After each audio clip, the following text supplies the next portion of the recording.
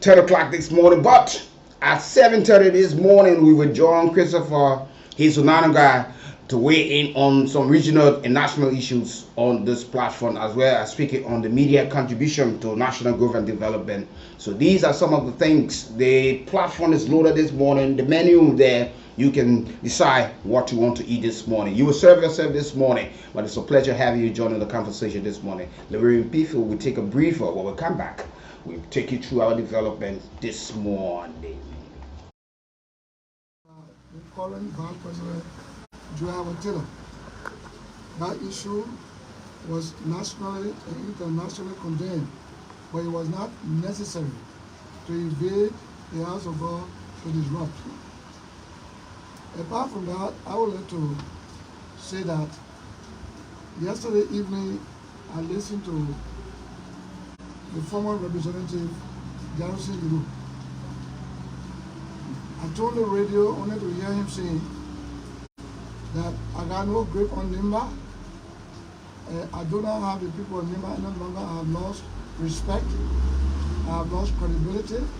I have done nothing at all in Nimba. Therefore, my credibility has reduced, and they will beat us in Nimba, and you will deliver Nimba to President Weir. He also furthered that the government of, I don't know which government, he said gave each lawmaker $400,000 for development in the country. I want to tell Liberian people and Nimbanians included that this is false and misleading. There is no outer truth. No lawmaker has ever been given money for development that I know of. What I do know is that legislative earmark projects that a lawmaker is attached to. Money was provided by the government, but it was less who did the project. You will go to the community and ask the community what they want, what they need in the environment, and they will tell you, and you submit it to this, they do the assessment, and they do the project. So to insinuate that I was given $400,000 and I put that into my university is untrue. This university I built is a milestone development, milestone project. A lot of people contributed to this. It's in our brochure. The history of the university tells it all. A lot of people contributed at home and abroad.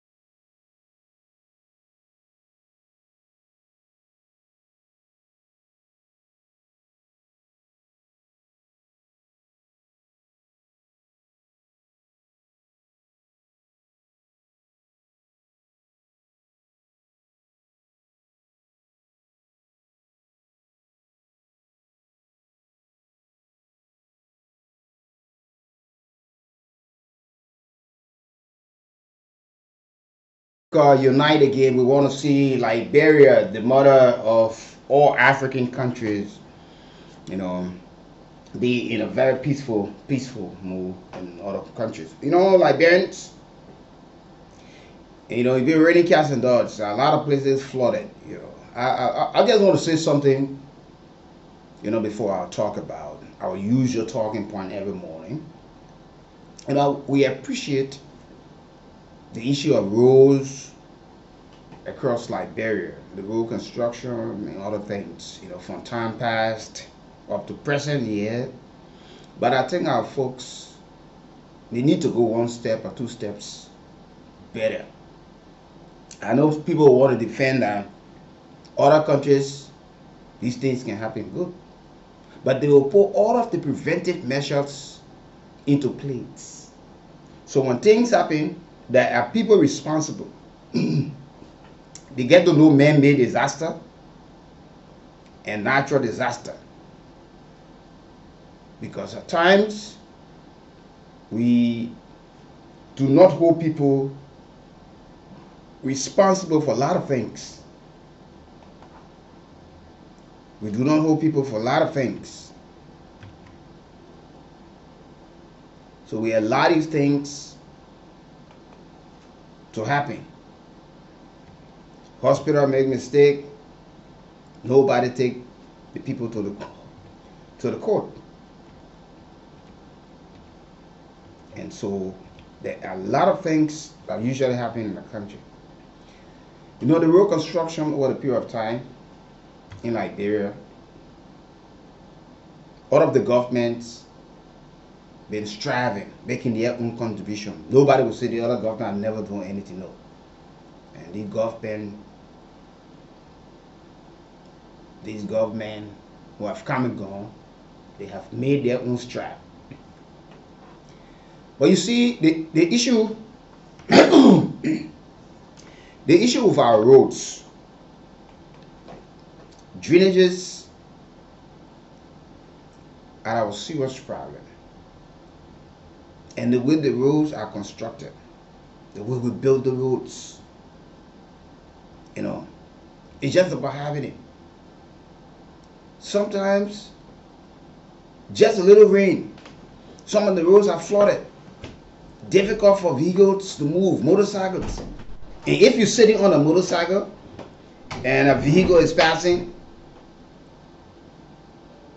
just expect to be wet, because they will flash the water as it's moving.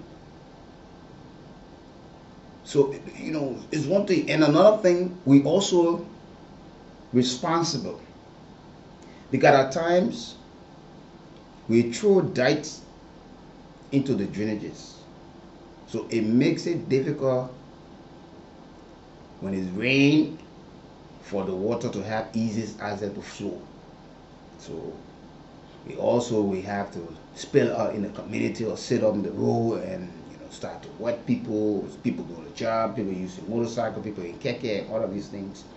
And even sometimes people sitting in the taxi, if you still have the glass down, water flash on you from the next vehicle or motorcycle, and all of these things. You go to the freeway, the same thing. You go on the other side, the same thing. And you know, so I think we just need to rethink and re-strategize, see other countries how to manage. St. John Monrovia, the same thing. You know, the drainage system.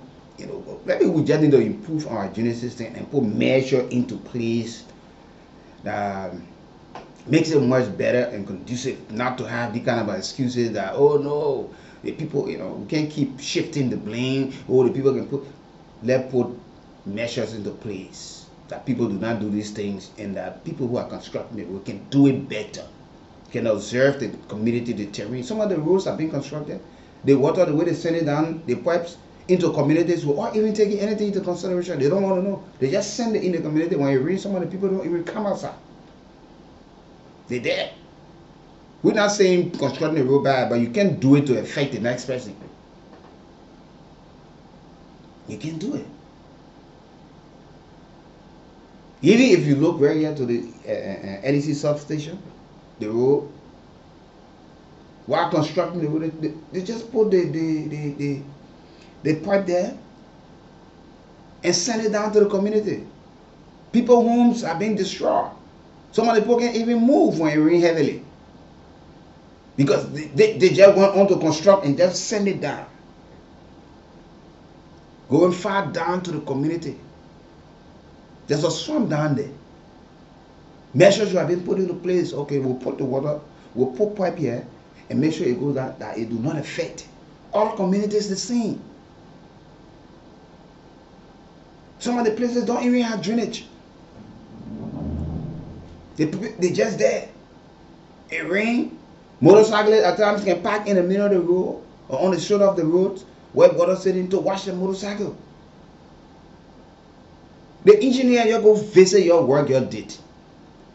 I know you're striving, but you go visit your work you did. And our people who've been calling, complaining, oh, our community flooded, I beg you.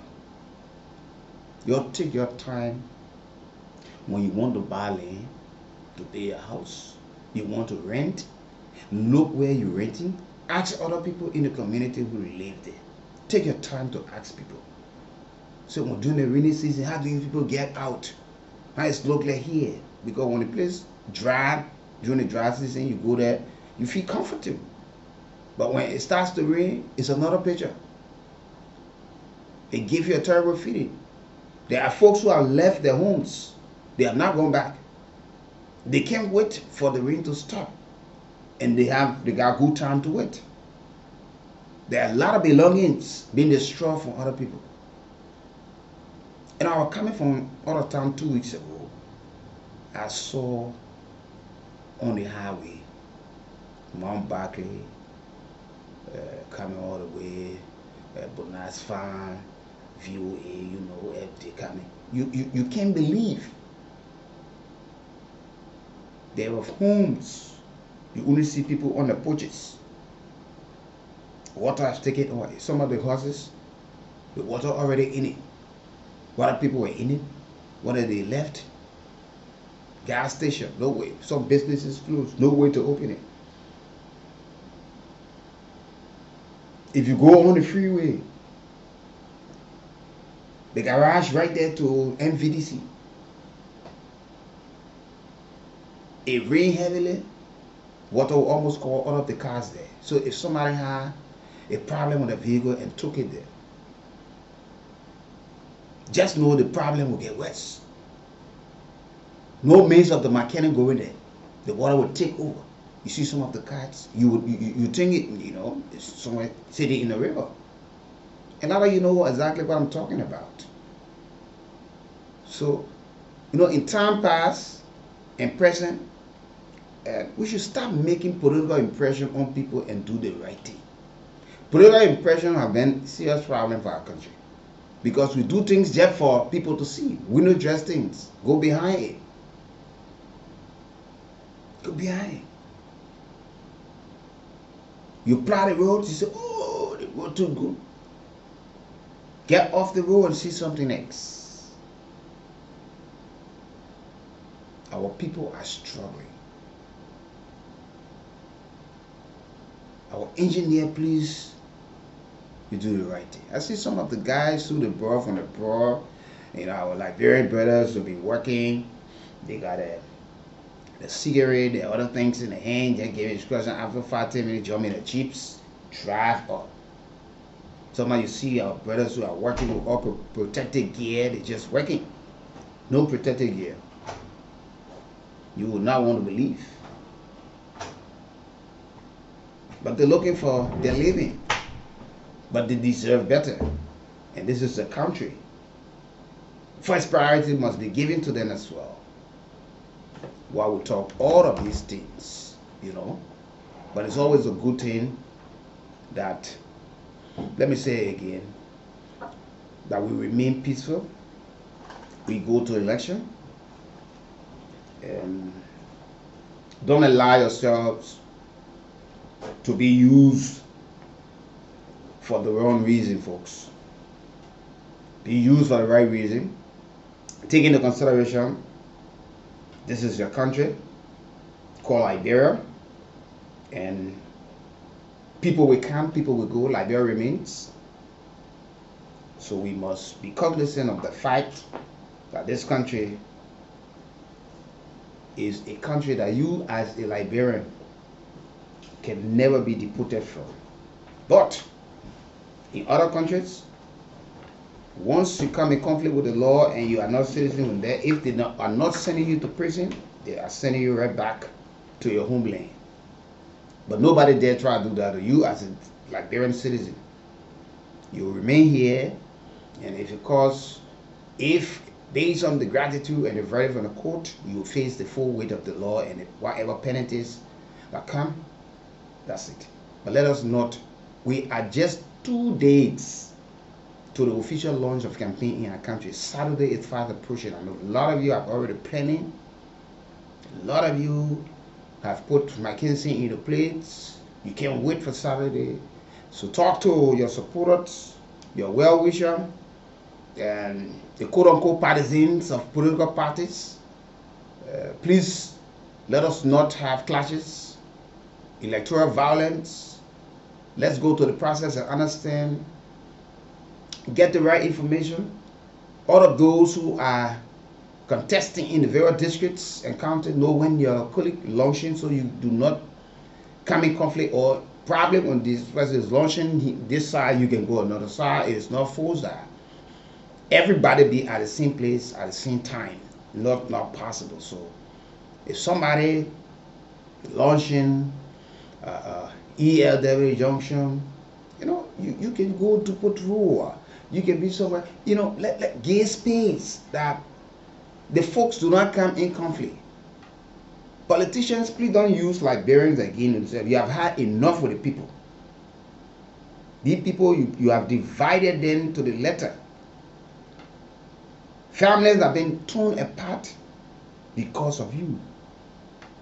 It's time that we all preach messages of peace. Election come and go, it will take nothing from you. You get defeated, you will not die. It hurts, but you will have to accept, and we move on. And the next time around, you go ask. Who knows? The people will say, oh yes, this man, what he did, or this woman, so we will vote for them man, we'll vote for them woman. Because the people have done well. They did not leave her when they went on to lose. They came back. But we must make our supporters to understand that you're not going to war. Make your supporter to understand that, look, when you hear people talk about me, anyway, have the intellectual muscles, discuss the issue, don't be abusive, don't fight, walk away from there. If you think it is not good for you to be there, just leave the place. As simple as that. What will it take from you? Nothing.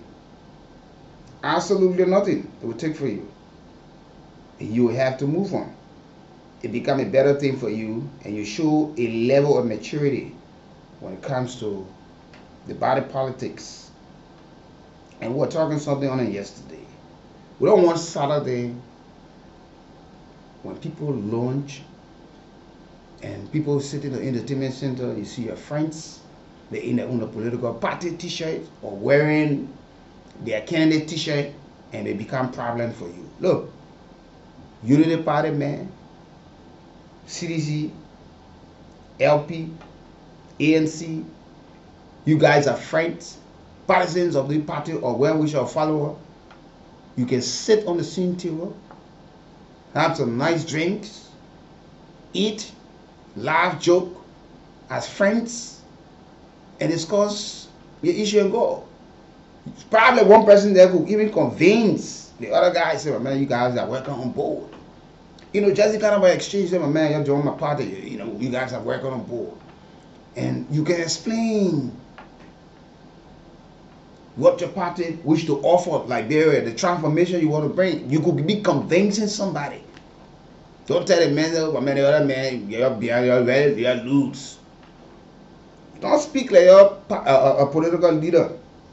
Don't speak like them. Understand that the people are friends. They are brothers. They in the same churches, the mosques. And that's the reason why I keep talking on this thing. These people, they are friends. When the people finish, they can sit and they laugh.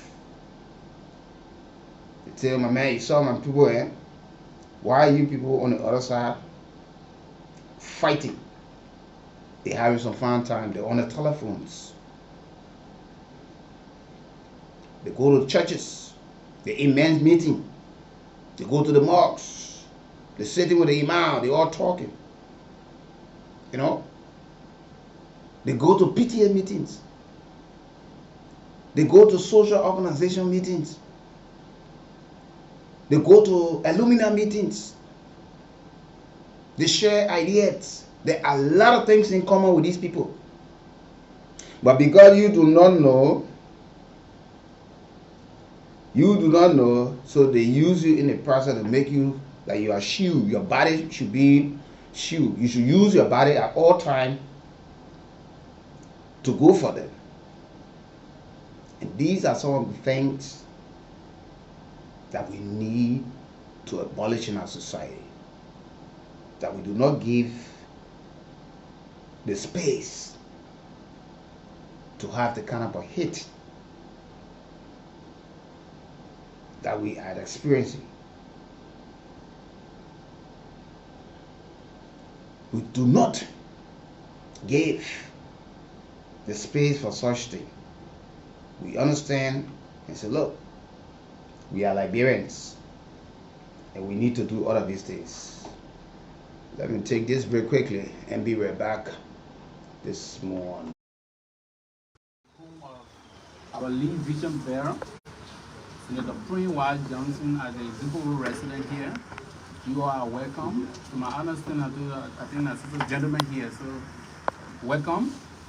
And Senator Johnson will speak on a couple of issues that training. Liberia, in accordance with the 1986 Constitution. Furthermore, we work to foster the efforts of the Liberian people to become effective in the exercise of their constitutional responsibilities for the enjoyment of their country's social, economic, and political well-being.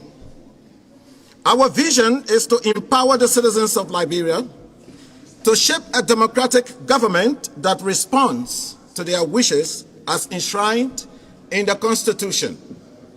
Let's get started. In all democratic societies like the Republic of Liberia, citizens' action with respect to good governance of the nation must be based in the Constitution of the country. As enshrined in Article 2, subsection 1.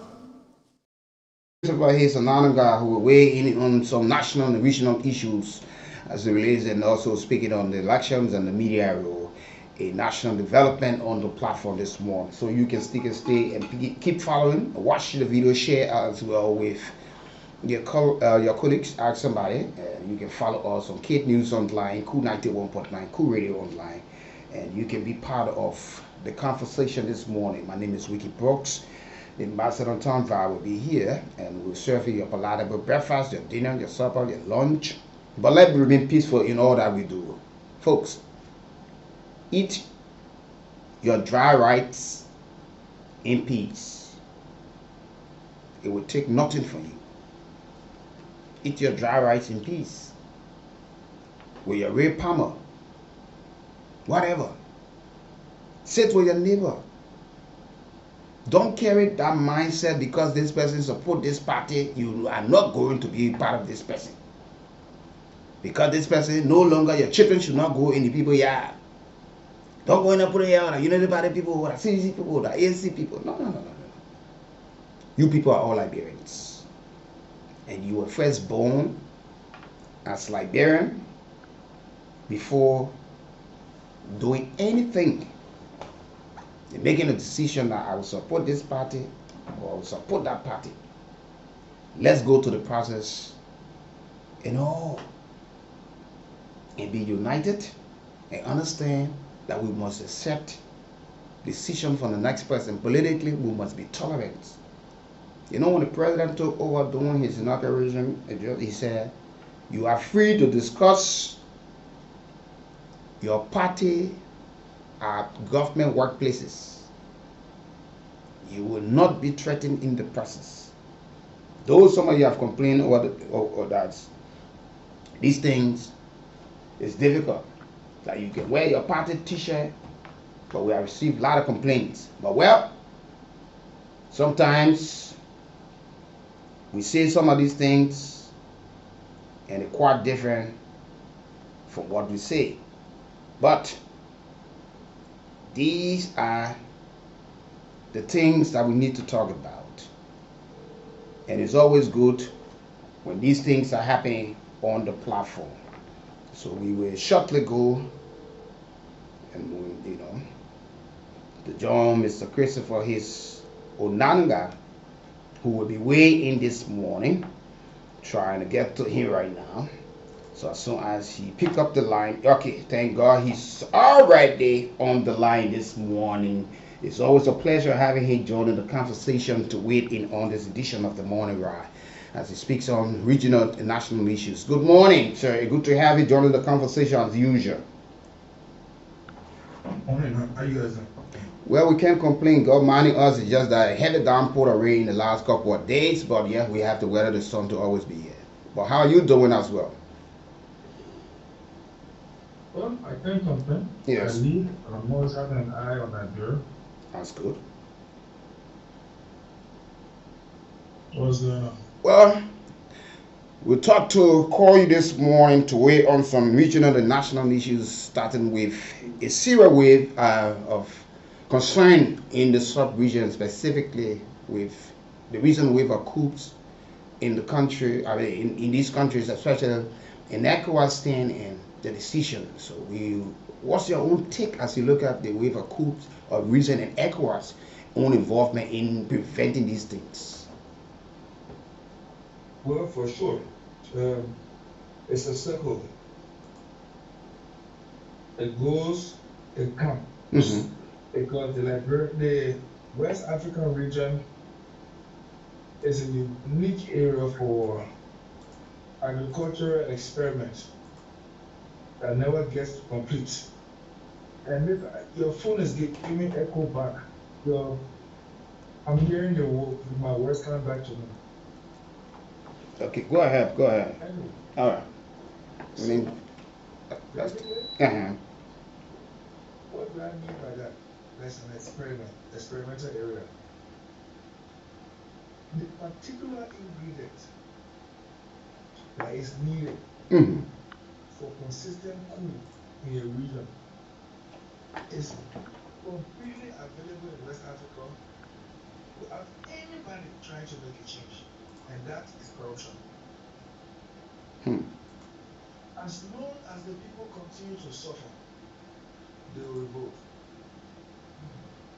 Especially if they understand that if they revolt, they can take power into their own hands. They don't mind whether they're going to die tomorrow from Western pressure or Western sanctions, whatever it is. That's one. There is an axis, a line in West Africa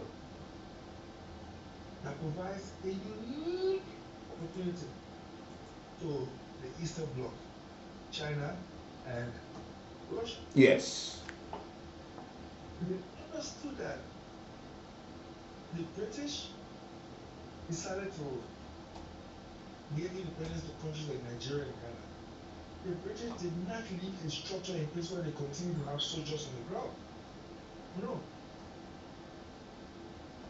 The British left and still aided governments in an indirect rule where they set up the nations. Mm-hmm. All this Commonwealth, they do supposed to do everything, but they still pay here one way or the other to the UK. Yeah, the colonial masters. The French decided to put boots on the ground as the only means to contain, control, intimidate, alienate, whatever reasons. So, for every one of the governments that don't play according to their tune, they take them out of ease. Now, the blacks that they control, funny enough, are landlocked countries, Mm-hmm. are countries whose initial population is high too.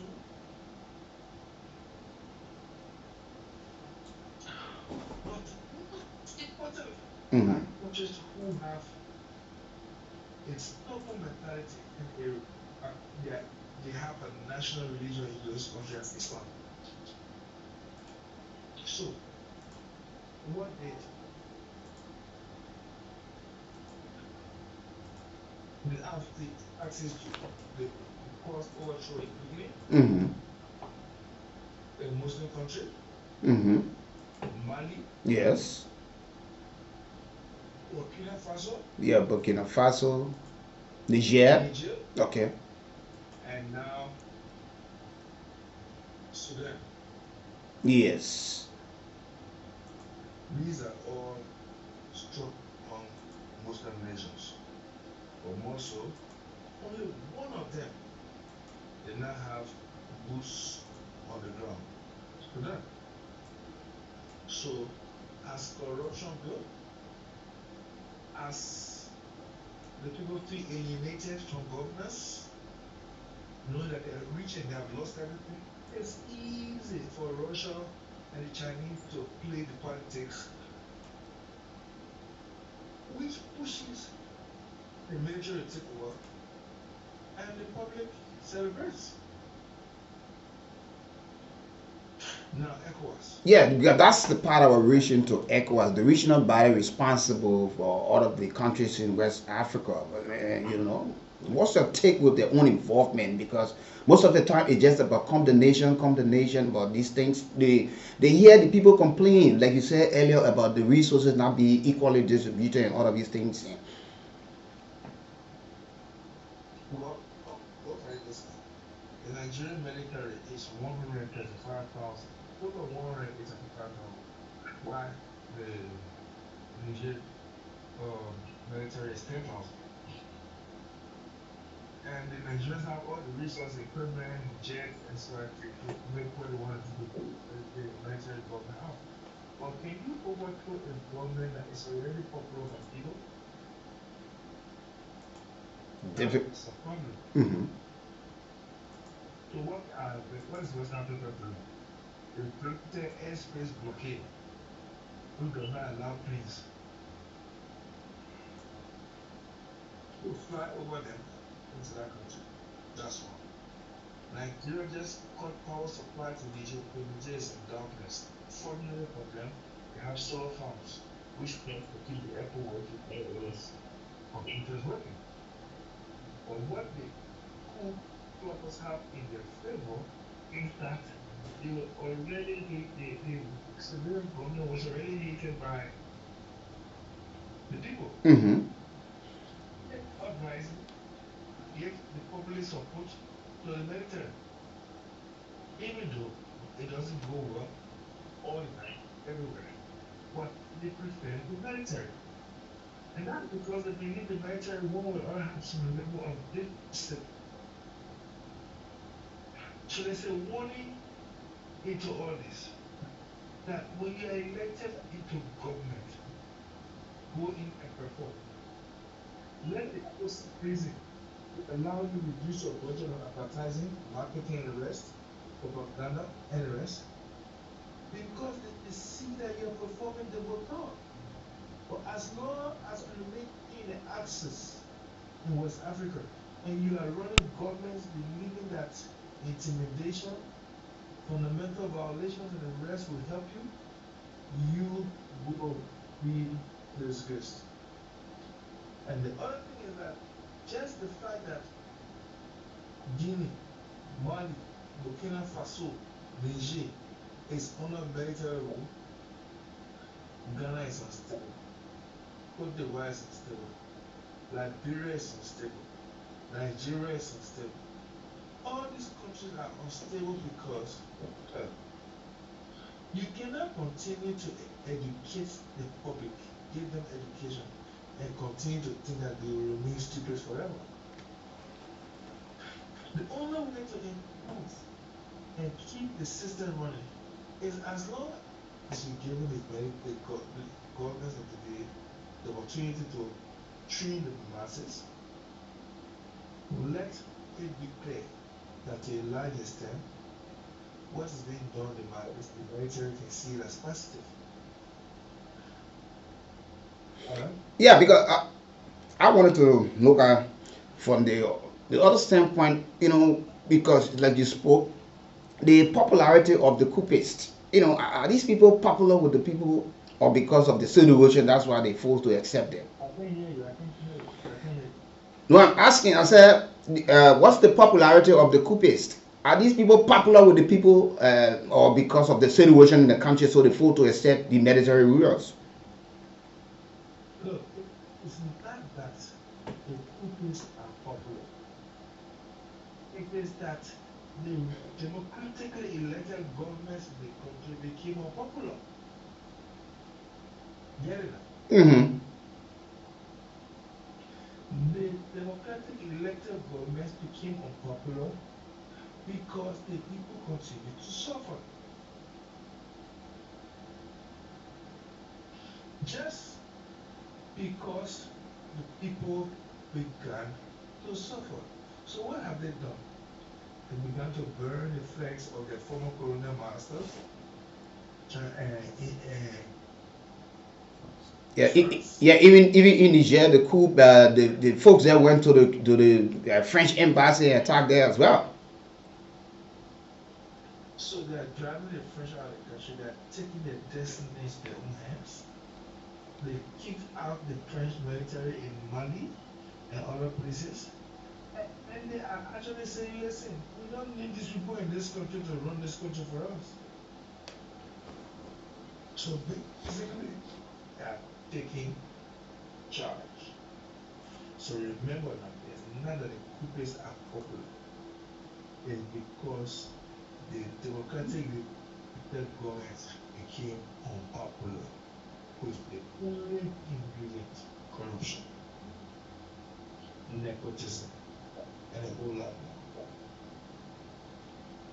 So, what's the negative or positive aspect of all of the coups? Are there anything positive that comes out of it? In every situation on earth, there are positives.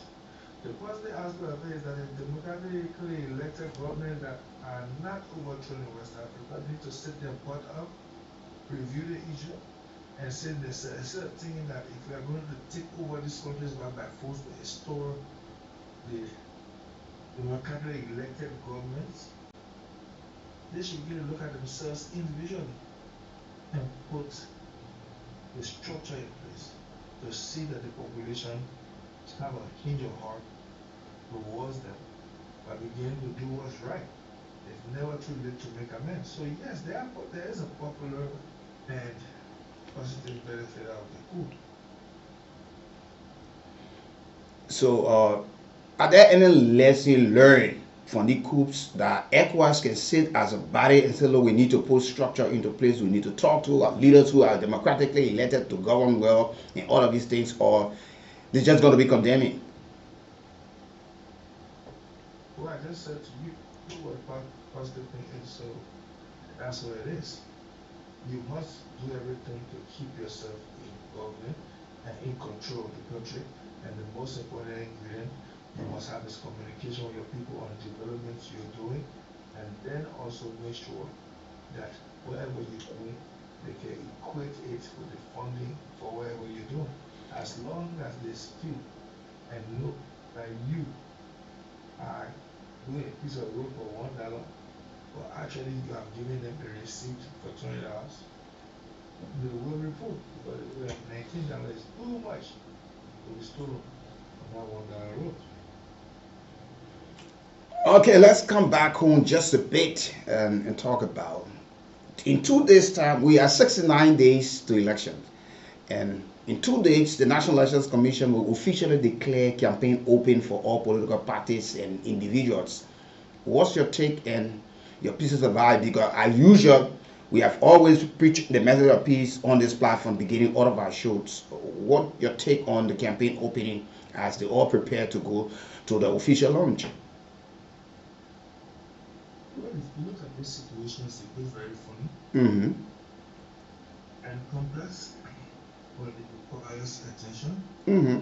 I'm sure you know that before going to an election of this nature, there must be a report on our census, our new population. Mm-hmm. But you have had provisional results announced from lists. You have not had an official result announced by lists.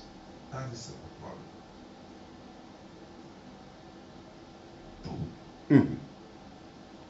The timing of the head count was totally wrong.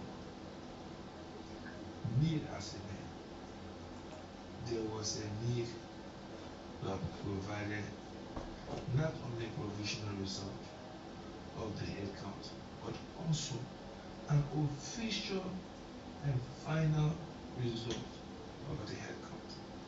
This puts the credibility of the voter roll and a lot of other things into question. But we Liberians are known to be very forgiving. We are known to be very considerate. We are known to always remember the Liberian way in difficult times. I mean, look, tell you that you make it happen. But I don't think we may be able to do it all the time, every time, in all cases.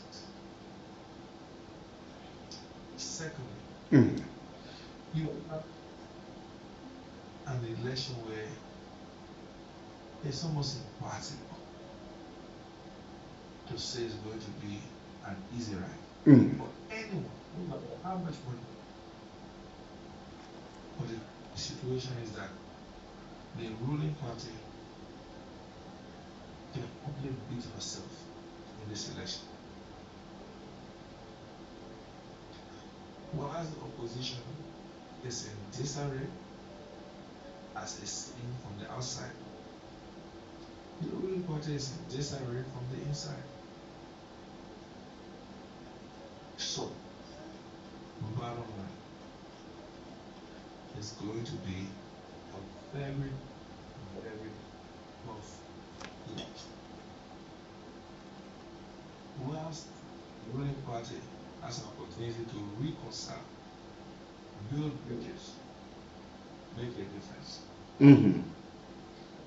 we have now been able to scientifically calculate and make a prediction as to where the situation will be in the next 60 to 70 days, as predict forecast of who's going to win and who is not going to win.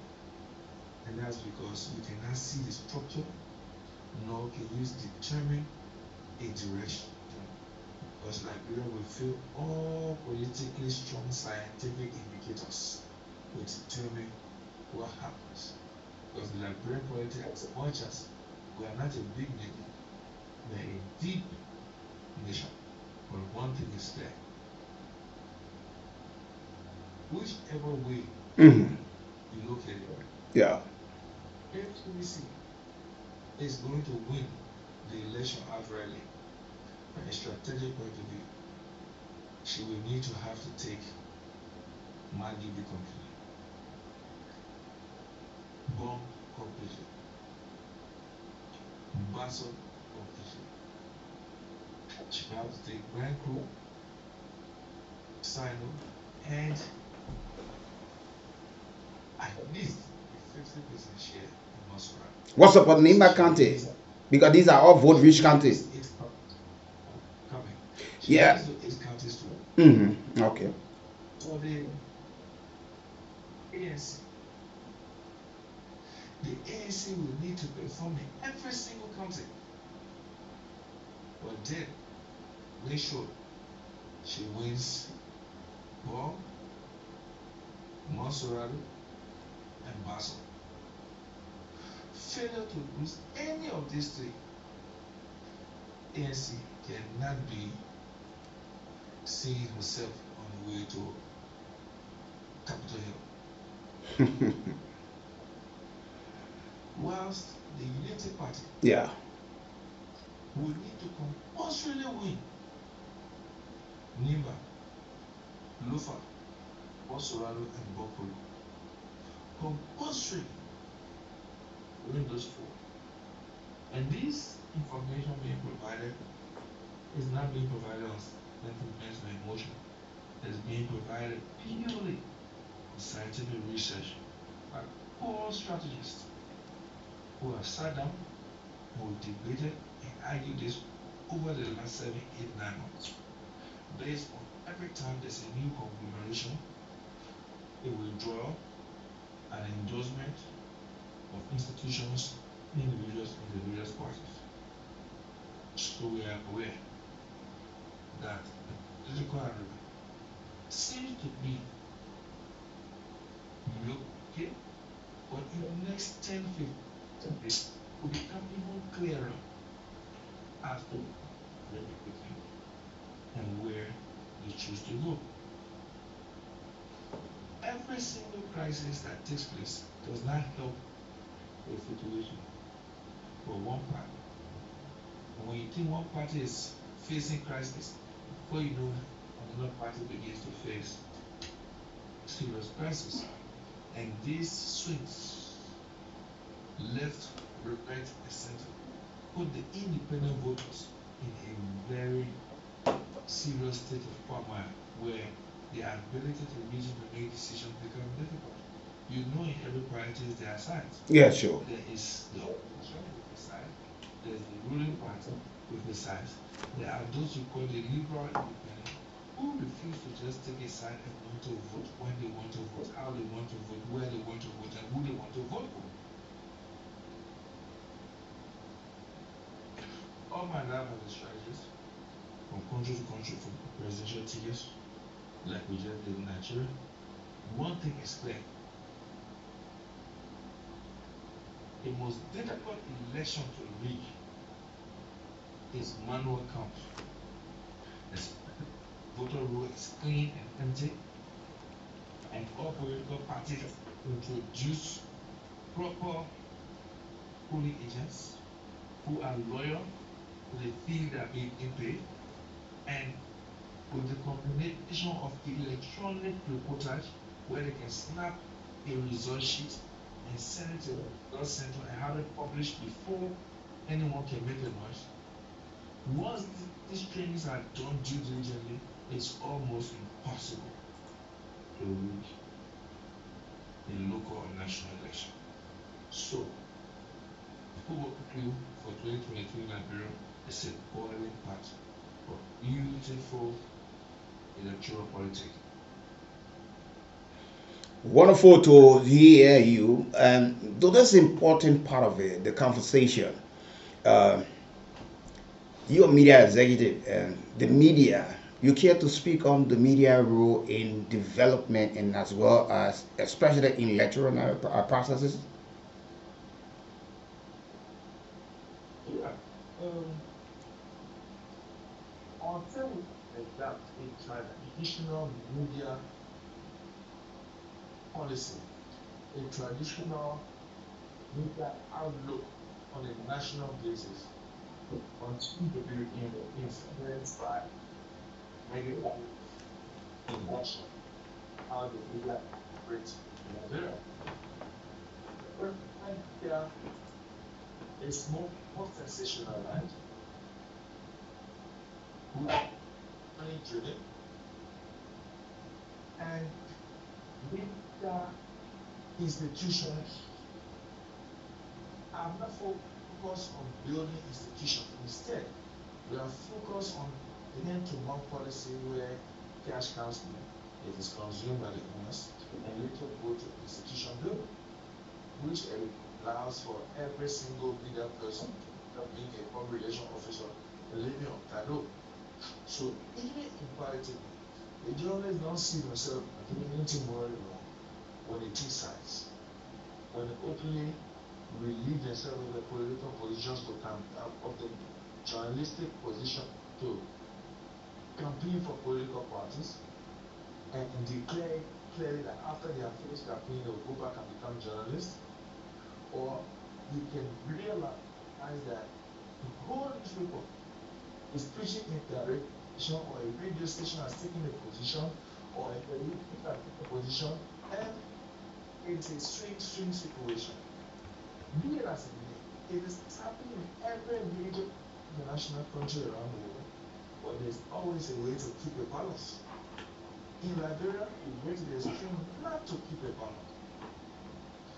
And so, our contribution to the political landscape, in all fairness, almost lead to chaos. Because of wrongful reporting, our inability to be totally fair or to be seen to be totally fair. So you have institutions like interviews coming in to see how they can brand and educate the Liberian media landscape as journalists and institutional rest. You see, use it trying to be of help. But what help are they giving out? Are they being influenced by situations that allow them to cater to institutions they want to cater to? Or take for instance, internews and use it combined to provide equipment to media institutions when media institutions have problems. We lost $60,000 worth of equipment on 2 or 3 occasions between November last year and now. But when they were providing equipment, they provided almost all the radio stations with complete equipment to replace the old equipment, but they wouldn't come to Kool. That is the thing I think nobody will know why, how they didn't come to this station and they covered other stations providing all the equipment. Then you want to ask yourself, what is it that makes these stations different from this one? That this one is isolated and all these ones are getting all the preferential treatment.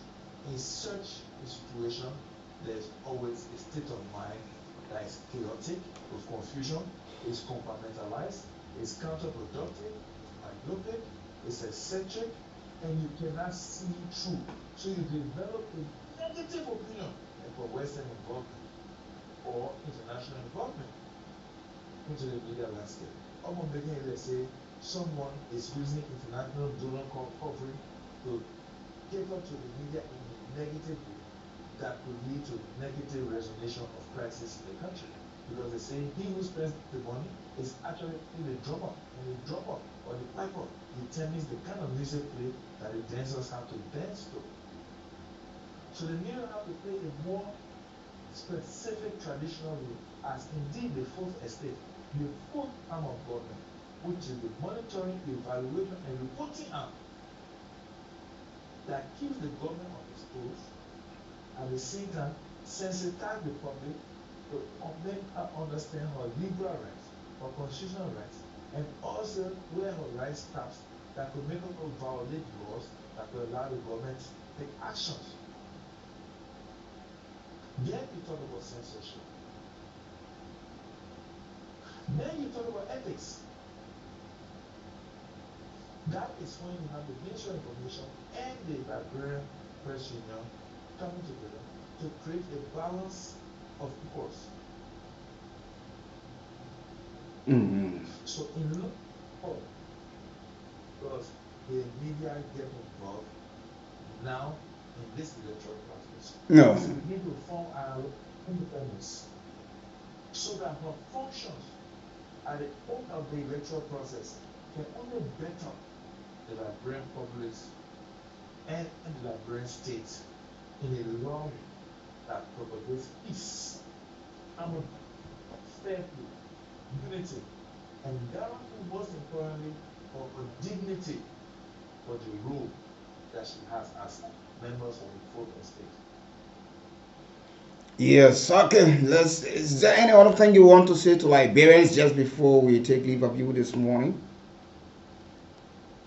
The only thing I want to say is pray to God that it will stop. Because to give us chance to do what we're doing over there. Yeah, sure. Yeah, you sure. That's been my concern in the last couple of days as well. You know, there's a lot of expenses doing what we want because we want to make a point, we want to make a statement. And hopefully you guys will understand that the process we're in, we must play roles, not to impose opinion on the public, but to allow the public understand the situation and make informed decisions. We cannot be seen. We cannot not only be seen, we cannot pretend to be doing one thing when we're actually doing something else. But we also appeal that the money the government owe us Mr. Twain, beg you, pay us, we need our money. On this juncture, we ask Liberians to stay calm and understand that democracy is not a day's event. It's a lifetime journey. And every time there's an election, before the election, there's the demography, the people, the citizens get more mature. They learn new strategies to understand whether they are benefited for a period of time from a government or not. But in all circumstances, by all means, violence is not an end to the result. The end to the result is patience, dialogue, patience, dialogue, patience, dialogue. And if you do have to go to the extreme, you wait for the ballot, the day of the ballot. Thank you. God bless you all. God bless you and thank you for taking up the time to join us this morning. The voice of Christopher Hisananga joining us waiting on some critical issues in the region and as well in Liberia. So it's always a pleasure having him joining the conversation this morning, speaking on some national issues. But I'll take this break, I'll take this brief, and when I come back, we'll activate the lines you are waiting this morning. But we want peace always in Liberia. In Article 11C, this simply means that everyone is equal before the law, and that no one is above the laws of the Republic irrespective of status. The framers of the Constitution expressed the idea that all our people, regardless of their history, tradition, beliefs, or ethnic backgrounds, form a unified political entity with the aim of living harmoniously, embracing fraternal love and tolerance. They solemnly established and declared our Constitution as the governing document of the Republic of Liberia. It is to this end, this conviction and sentiment, we introduced the Citizens Act. The basis for this action stems from government's failure to uphold the Constitution in ways which would improve the livelihood of the citizenry. For instance, Article 7 of our Constitution mandates the government to, quote, manage the national economy and the natural resources of Liberia in such manner as shall ensure the maximum feasible participation of Liberian citizens under conditions of equality as to advance the general welfare of the Liberian people and the economic development of Liberia, end quote.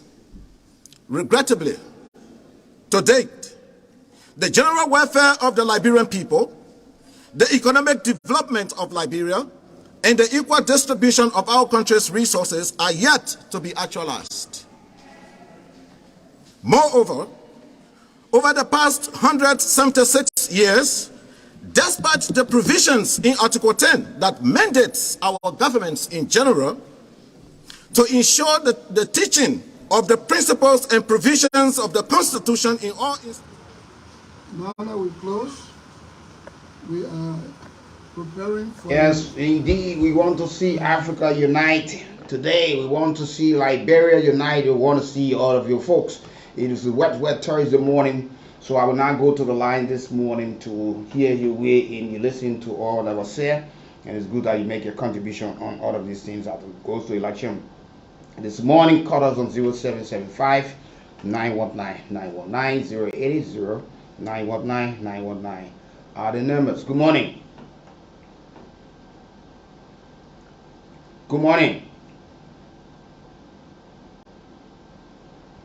We're not getting you, please. So you have to let me talk to this caller. Good morning.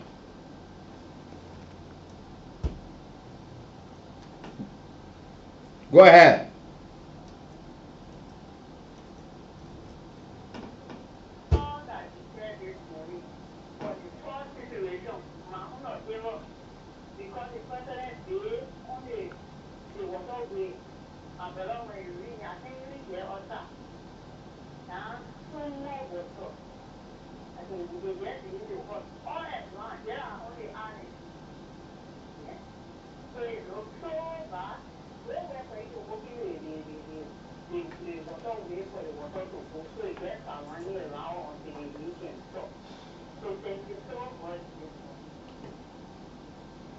Okay. Good morning. No, we're not getting you, so let's talk to other callers on the line. Good morning. Go ahead.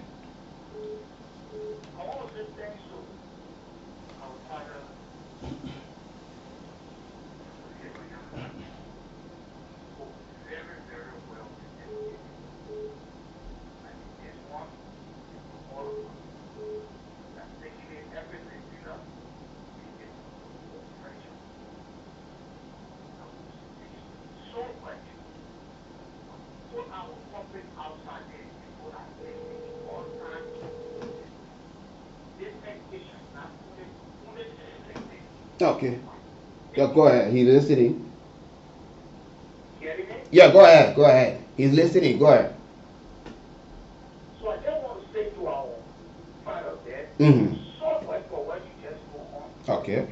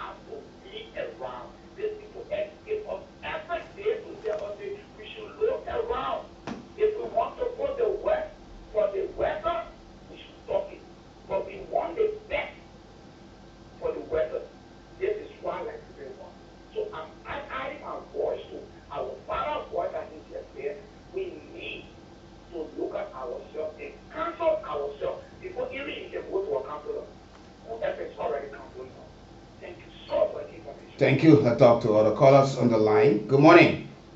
Good morning. You're welcome. Please go ahead. My name is Fayad Durin. I call from Malta. Fire, go ahead. Thank you for the program this morning, and thank you for the peace message that you send. Always, every morning you will call in favor of peace message. And I want to ask my boss to call up as we are getting to the election. I'm begging people, our Nigerian people, this is the only country that we have. Please, let us go there with peace and not war for the square. Yes, it's our right that we're going to exercise, and it's our constitutional right that we will exercise. And this exercise will take place all the time. Our please let us go there with peace. It's not your friend because your friend only party the man on the program get big or other one that we don't for money. Let us go there with peace and let God be alone. Thank you for the program. Thank you as well. Good morning. Morning. Yeah, you're welcome. Let's hear you. I'm not hearing all this clearly. Yeah. Mm-hmm.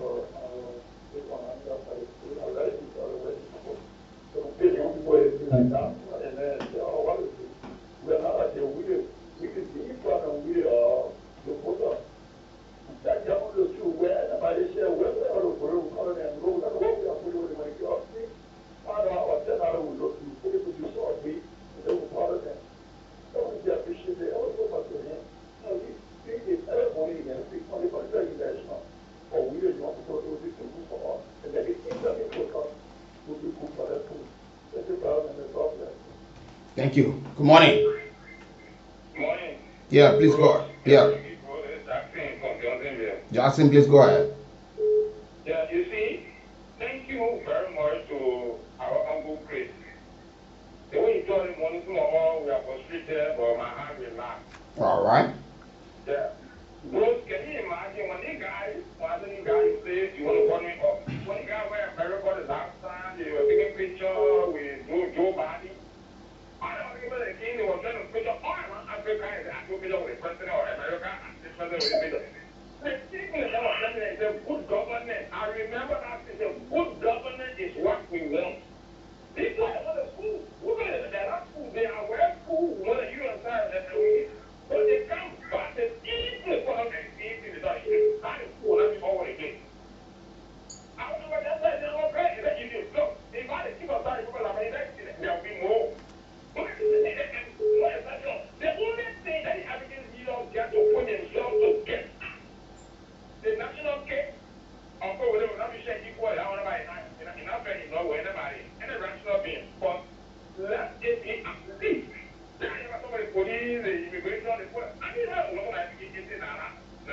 everything that last there, man. And you pay rent, you pay school fees. And they took a 6 million going to go in the budget for the allowance for these people here. Up and now, nobody get a car. What I say there is there, what I with the boy. They expect so much to survive. And the other people are true. So the poor, that be all in Africa. So people all recognize this instance there, this certified, they will all do anything, stick the law into their head. Now, everyone was a two-man bulldog. That's what it's not going in. It will never work. You get those ass, and it will now work. You just talk, I said this man to be there. They are not going around with you. All right, thank you. Thank you. Let's talk to other callers. Good morning. Yeah, go ahead, please.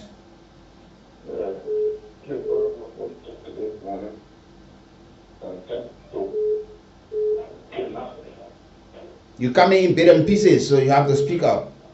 Okay, thank you for the topic this morning. Okay. Community. Hello? Yeah, go ahead. People realize the grass here doesn't begin here, and the grass eyes, but they don't see. They even don't know. And it's just, that's the problem with people in the country.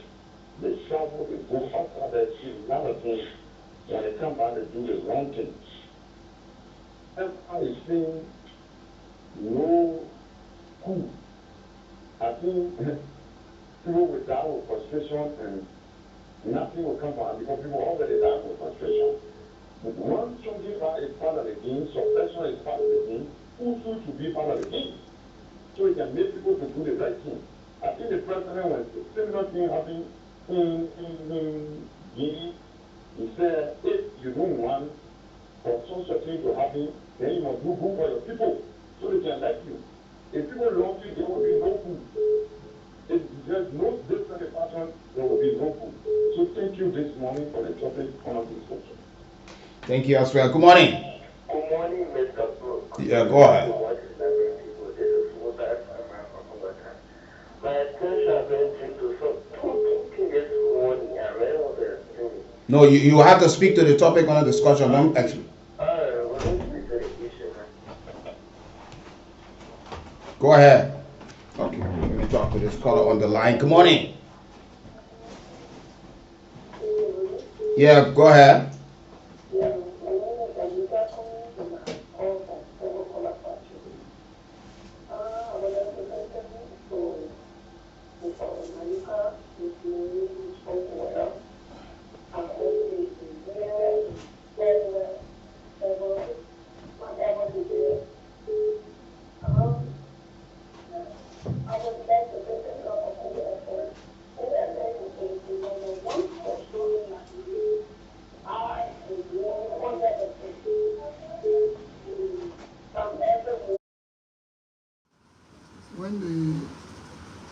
When the campaign is lifted August 5.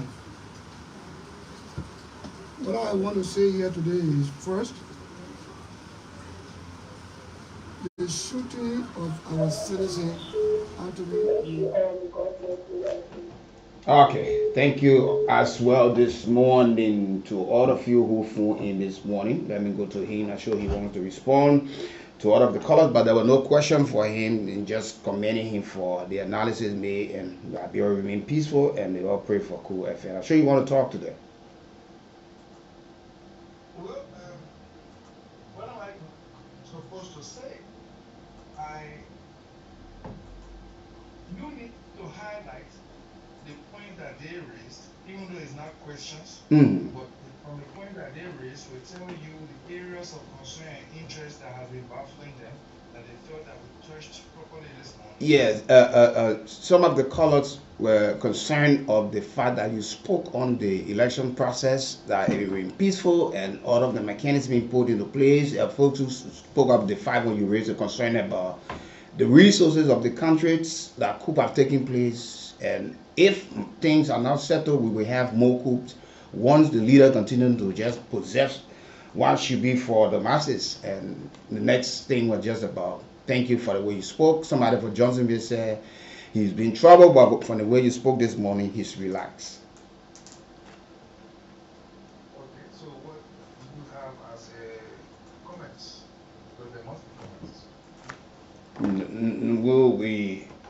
We don't have the kind of comment, but it was initially when we're talking about the issue of peace. There are people who've been commenting. I'm talking about the comments under your life.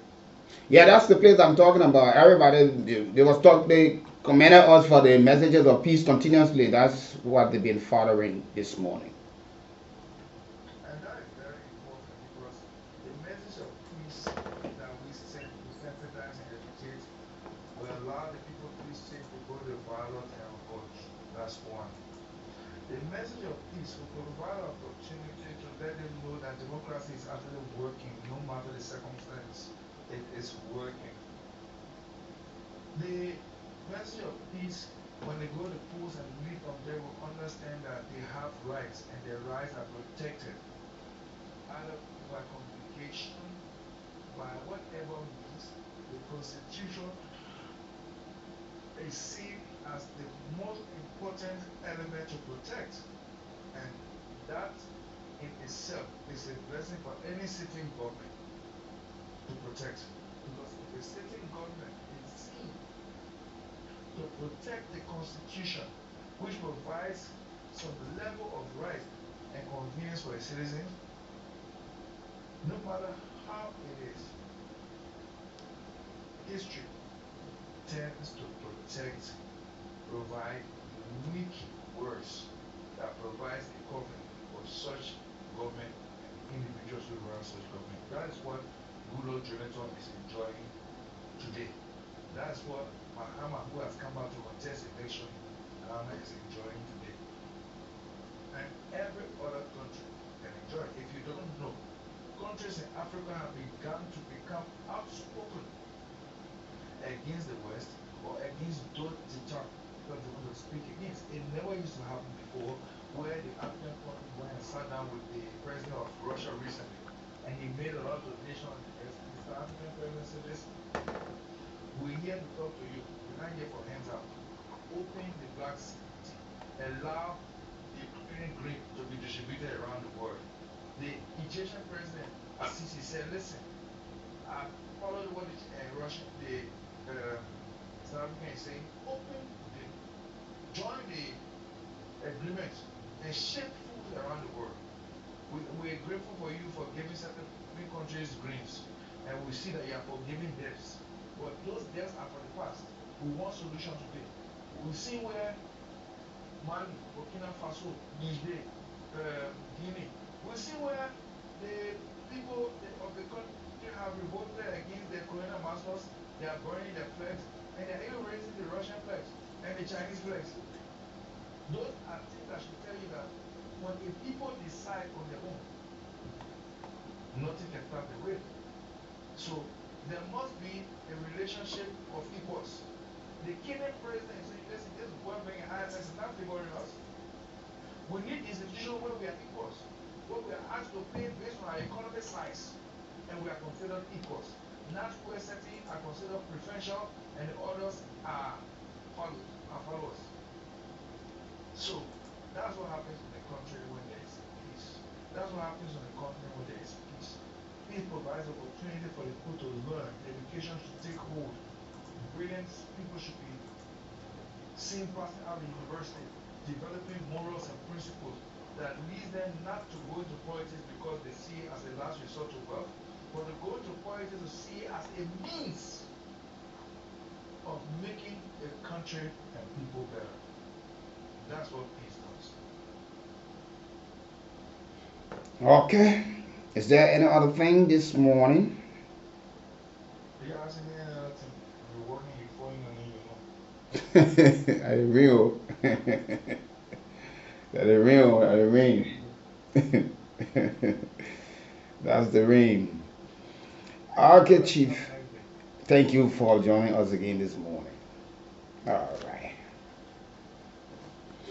Okay, folks. Yeah, we have to talk about peace. I don't care. That's the only means we can do what we're supposed to do. Not. Good morning. Good morning, Wiki, and good morning to Liberia. The rest of our folks outside this country would love to say good morning to you also. It's great. And I've been following closely Mr. Onanunga. He spoke well he spoke like a leader. He spoke like an inculcator, and Liberians themselves must follow suit with these messages that are coming out. We are not just saying these things because we want to say it. We are the true messenger of peace. That's our role, and we must ensure that peace should be. And like I follow him, the media about this time has a greater responsibility in order to maintain the peace that we have with the kind of content, with the kind of messages that are placed out on their various platforms. And media institutions should take this very, very much important. It is. There are people that follow you. There are people that listen to your medium. It is incumbent upon those individuals or folks that are on this medium to put out the right information. We have seen in time past that during electionary periods, media outlets place out information. Sometimes this information turns out to be not true. We should be careful of that. At times, media institutions put out information that will elicit some agitation into the citizens. We hope that all media institutions, the fourth estate can follow suit in this thing. Let us fast check. Let us check these information that come forth to the people, because it is important for the formarch of this process. Remember, all of the times our partner have come to this country, one thing they have always spoken of is the kind of messages that come from the media, how responsible the media is in putting out information. They are concerned about these things, because if today, for instance, the media put out information that somebody's having a riot at Chiazzo Junction, you will see people coming in to see. What if it is not true? You are going to make people to go there. Or during the election period, we hear one media institution will come and say, oh, this person is in the lead. This person has already won. Are you clear with the authority in putting out those kind of information? This person, to the extent you make it that people start to jubilate in some corners. Then when you see the original results from the election commission that is scored with the authority of putting out official results, and the result doesn't match what you have put out, it becomes a problem. You know, our society, like you always say, our society is a kind of gullible society. People tend to just believe things they hear. People don't fast check things. People look up to the media. They believe that whatever they hear from the media is true.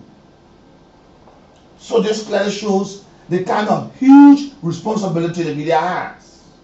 And you talk about the government who support to the media. The last time there was some handout to the media, and government should be doing these things. Government should be augmenting the efforts of the media.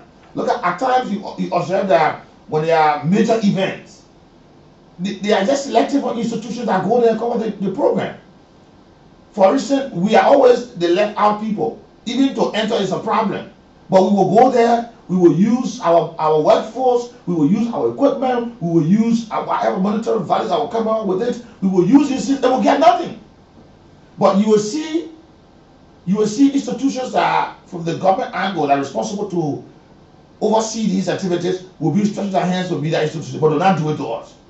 For instance, for the last period close to a year now, we have lost almost $675,000 United dollars worth of equipment here.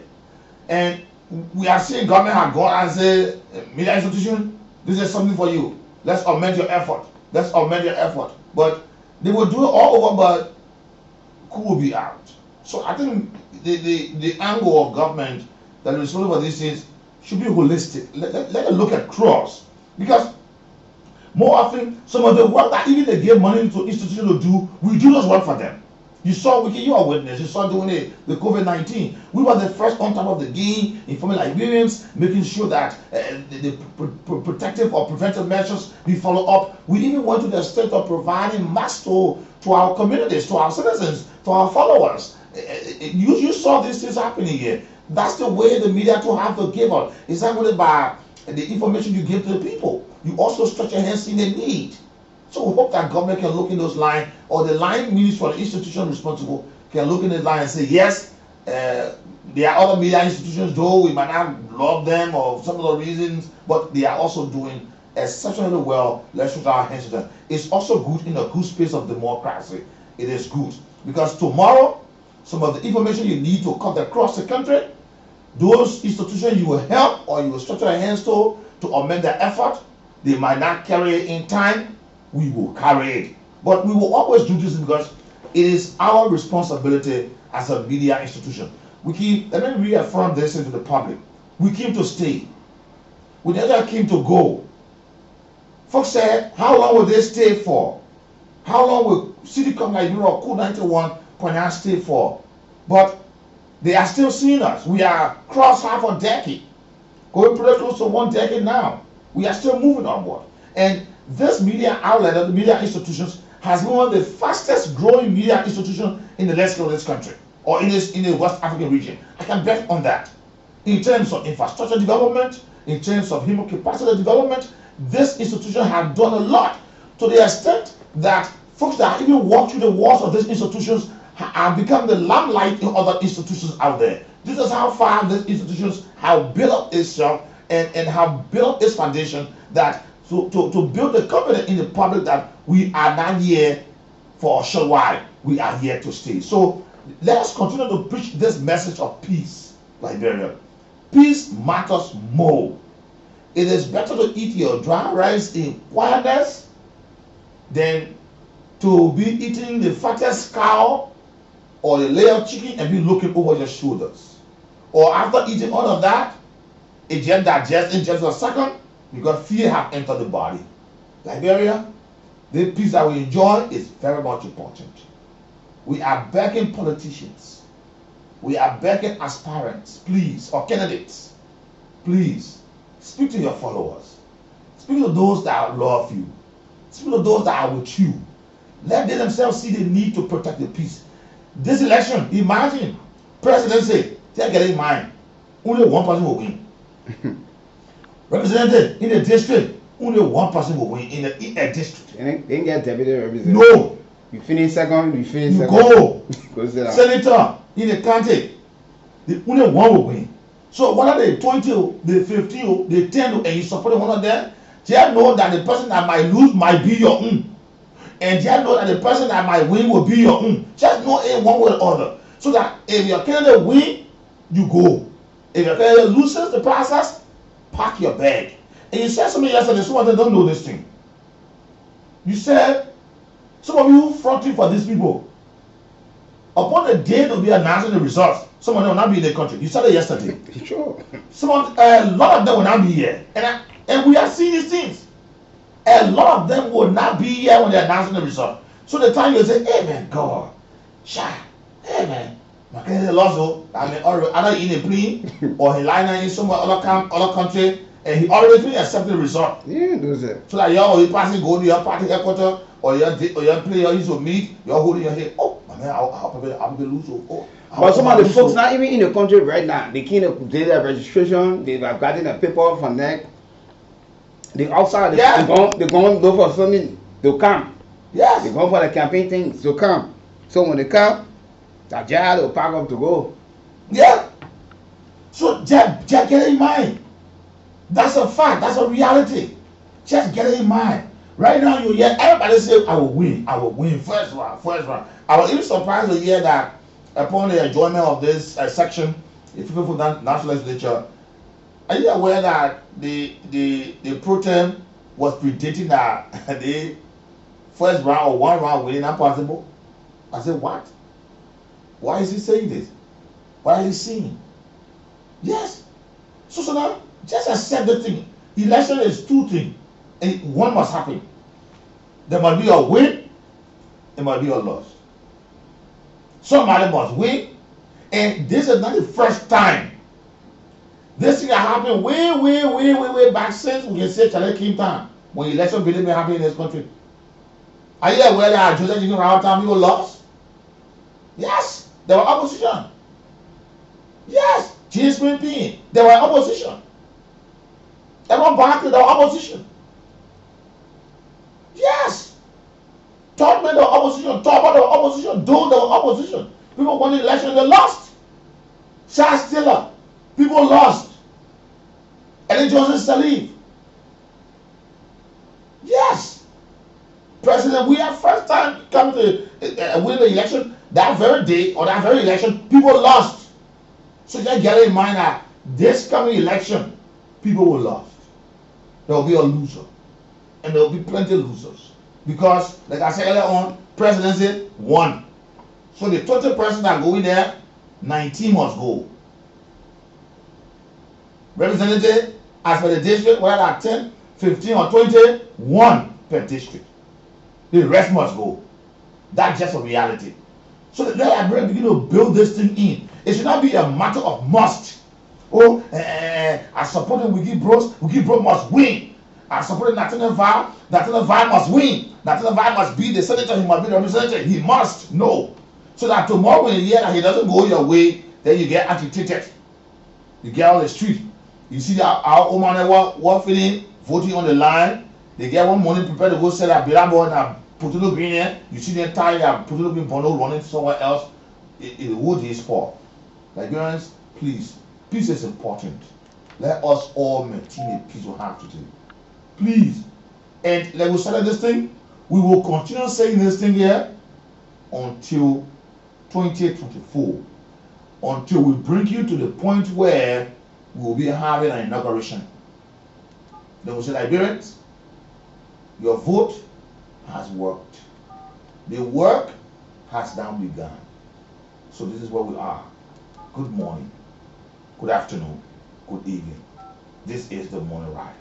Good morning to you. Yeah, we are certainly, good morning, we're certainly here again this morning, and we are going through the process. You know, now, I listened to some of the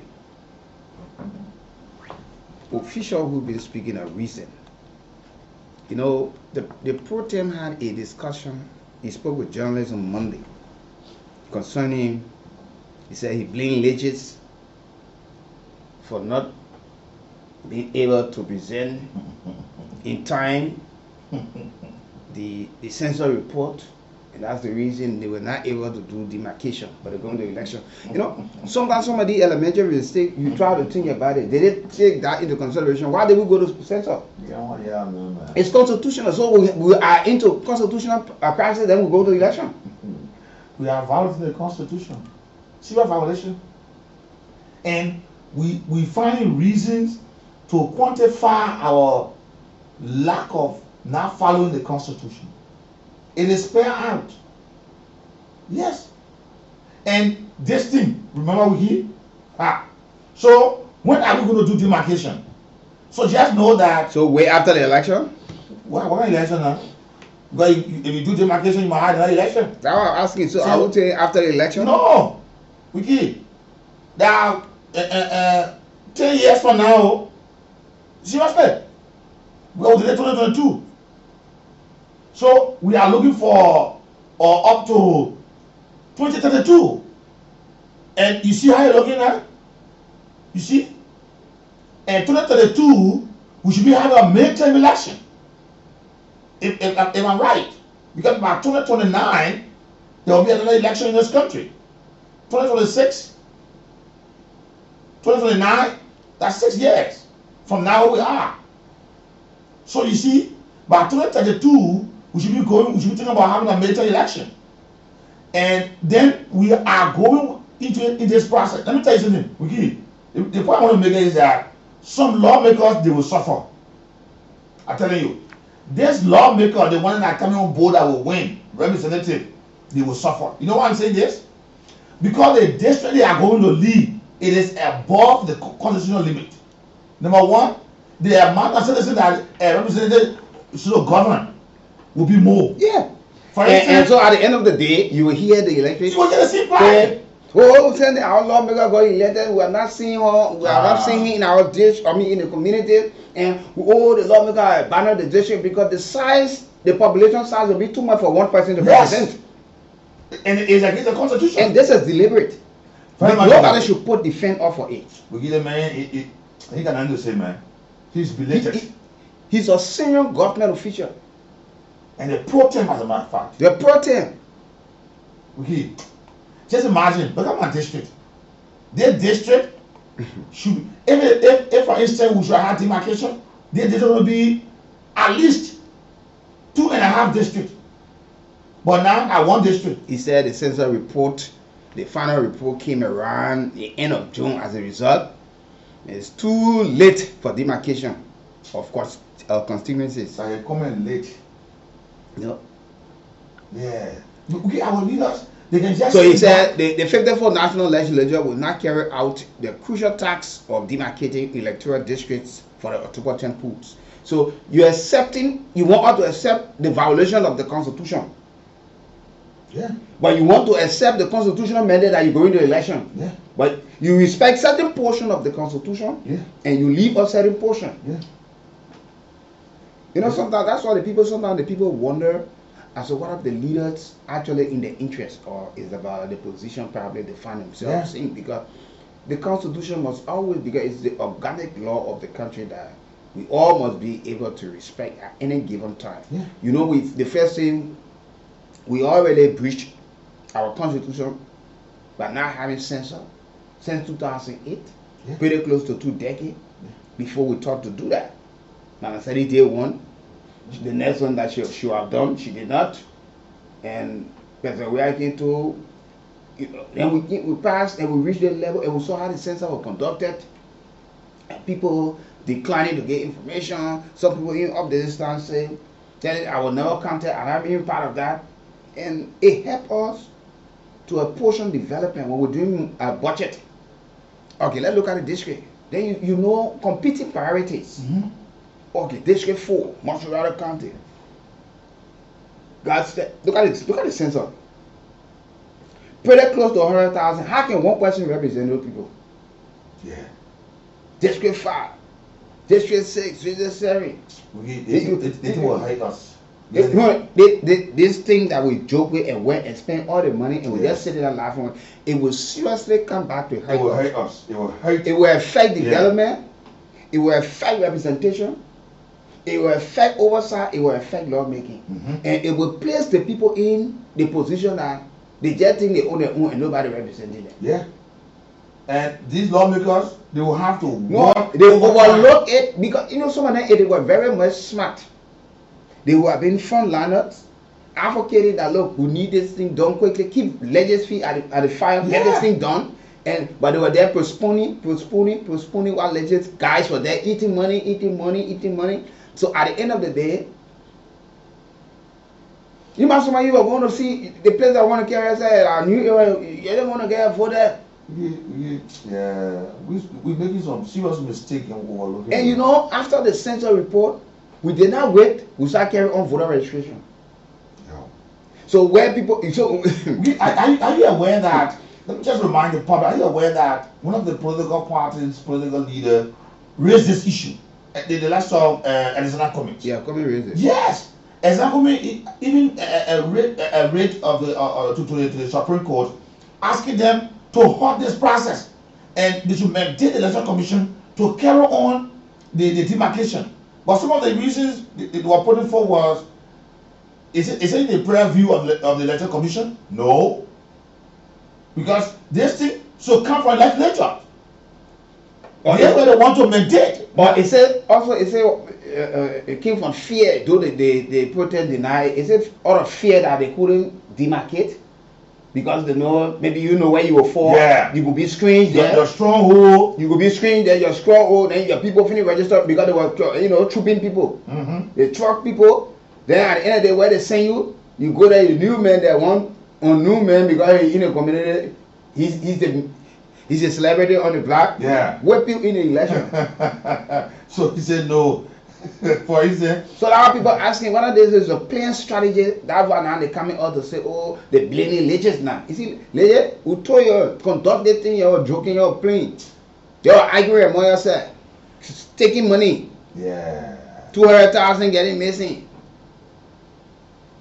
Why now are they putting the blame on leges, when they are the ones who should be having oversight responsibilities.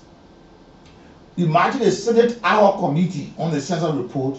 They said they will continue to work with the aim of establishing the demarcation in 2029 election.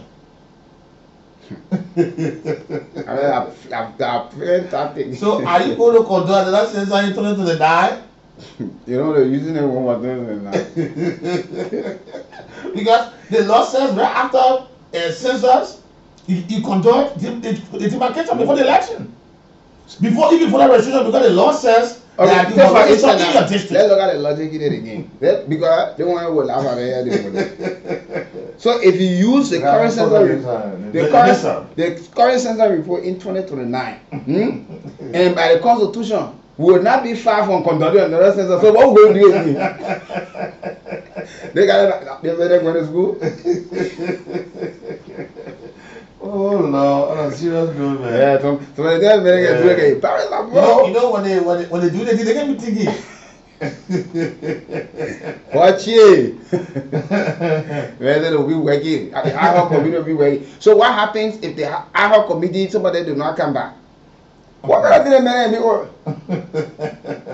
The censor a bent lawmakers to readjust themselves, and this is serious. Let me be frank with you. Some of the district, maybe other district, they imagine the Senate report to us that a Grand Crew, Sano, yeah, they had almost about 100% increment. Sano, Maryland. So tell me now, the district that you had a very little amount, now the amount will be over. Imagine 20,000. Now a lot of them will be over governing over 50, 60,000 persons. 70,000 persons in a district, that's about 2 districts and a half. Then one person going there. You will walk this time around. The other legislation that are coming, you will know what it means to be a lawmaker now. Because these other people, it was small, they started growing, they started complaining. Now it has grown already. But our lawmakers, they made a big blunder in this thing. Where was that oversight responsibility? We cried on this thing. We spoke about it. Where? And I said this thing. I said if there are possibility of conducting demarcation, I said that imagine most of them have 17 district first. The first census, the first election that came about, most of them had about 12 districts, right? 12. When we conducted the census in 2008, it went to 17. We got 17 now. Was it 12 or 13 first? Right? Which one? Masorado district. Yeah. 13. Okay. I hope I'm right. But now we got 17. If we had conducted demarcation this election, I said Masorado might or could have been having about 24 or 25 districts. You see how far it is? You see? Some counties that had about 5 districts, it will increase to 6 or 7. Nima County, you will be expecting about 10 or 11, 12. That's how it's going to be. So now, from now to 2029, the population will increase. So even if we are conducting a demarcation in Liberia at the time or in the county to suit the election process, like what the protest is saying, you must just bear in mind that you'll be using 2022 census result. And at that time, 2029, the population will be more than 5.2. So you wouldn't be saying 20,000 in this year, whereas you'll be having more than 30,000 persons there. So you just be going back to the same problem. That's the reason why they were to do this thing before voter registration. And mind you, the voter registration is set to, the first time it was scheduled, it was postponed. You see that? It also brought a gap in the process. The man who was there as acting told us 5.2 provisional results. Just to go look after several cries that came up to bring the final result, he came back with the same number and said officially 5.2. Where are we now? How are we behaving? And let me say this. These are some of the things that can bring conflict Because if government know that there are 10,000 persons in one community as per the census result, government go carry one hand pump there. You say 10,000 persons, right? Don't care one hand pump, for instance. Don't care one borehole pump there. They carry there. But in actuality, that community has about 20,000 persons. When that 20,000 persons draw from that one borehole well, in less than no time, it gets dry. The post are completely, because the development there is not matching up proportionally with the population. And they don't understand that the reason people will always keep telling them they are not doing anything. Yes. Because they don't know the size of the people they govern. You go care one, pay latrine in the community. When you go low, in 6 months, they pay latrine food. Somebody who was 10 years ago, 10 years old, 10 years ago today, the 20 or somebody got 2-3 children already. Yes. The population size of the communities, the districts, the counties start to increase. It starts to increase. Yeah, migration taking place. Other people, they were living in other districts, they were to move to the other districts. Yes. And these things are happening. They build houses. There are a lot of things. And the essence of the center is to easily guide them and give them a sense of direction when they are pushing money for development in the country. But that's the reason almost all of the things that we do in the country look at drop in the ocean, and the people will always take them to the court of public opinion that they are roads.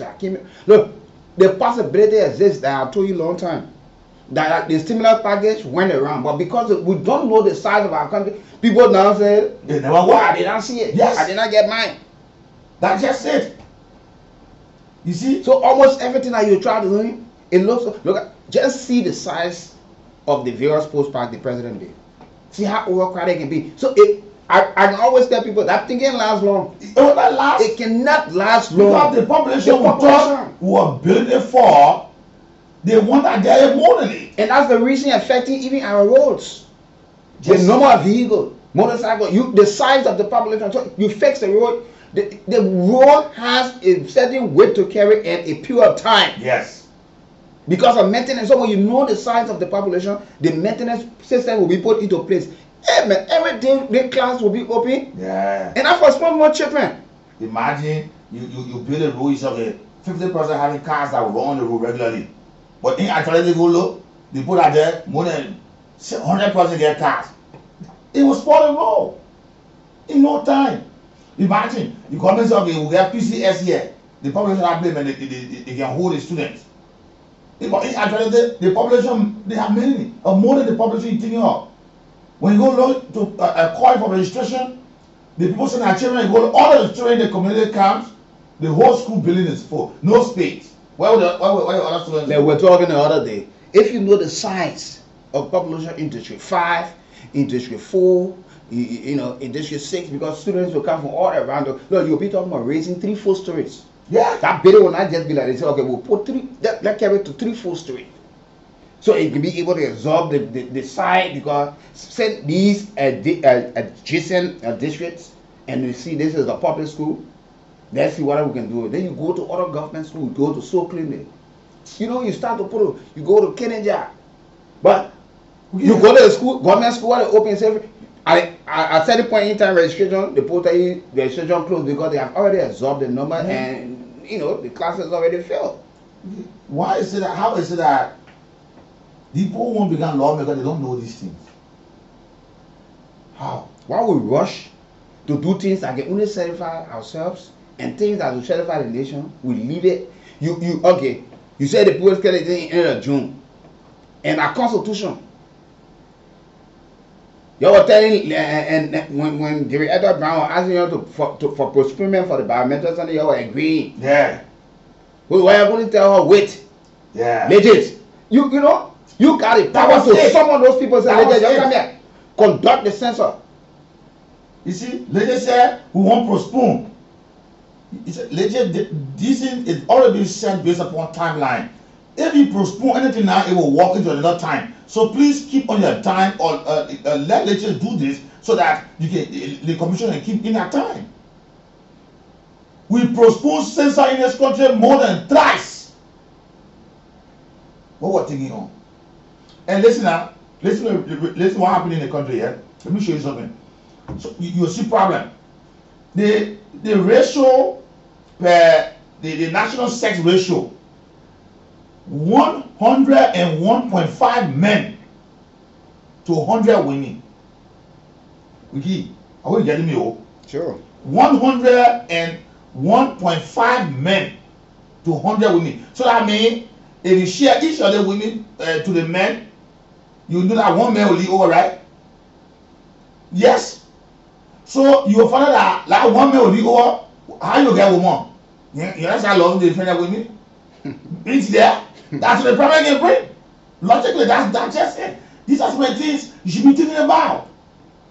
How do you, even when you talk about in terms of division, these are some of the things, these are some of the indicators that even the sense of people should have been thinking about.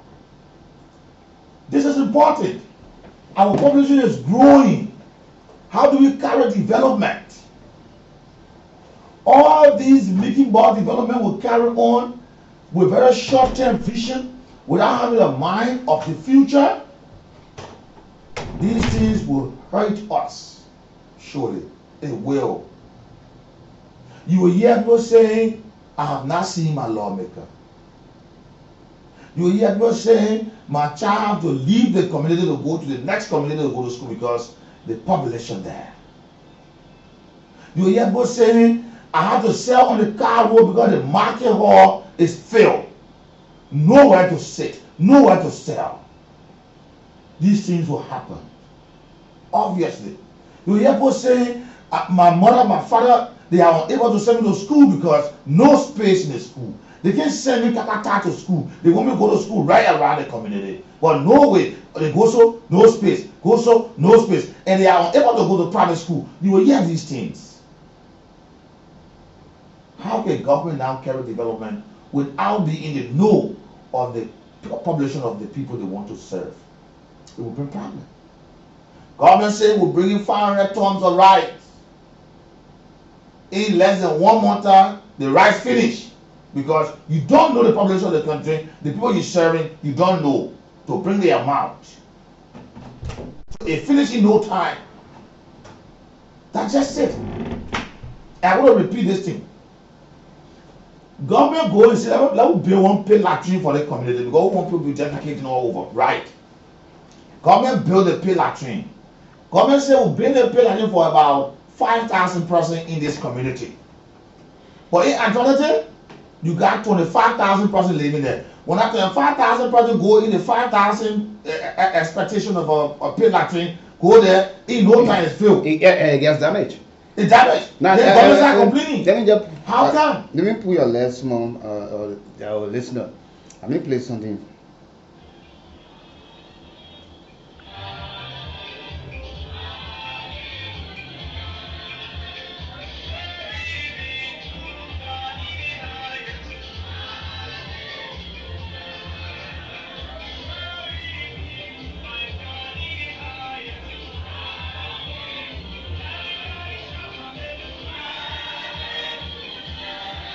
You know, politics, I will not call it name.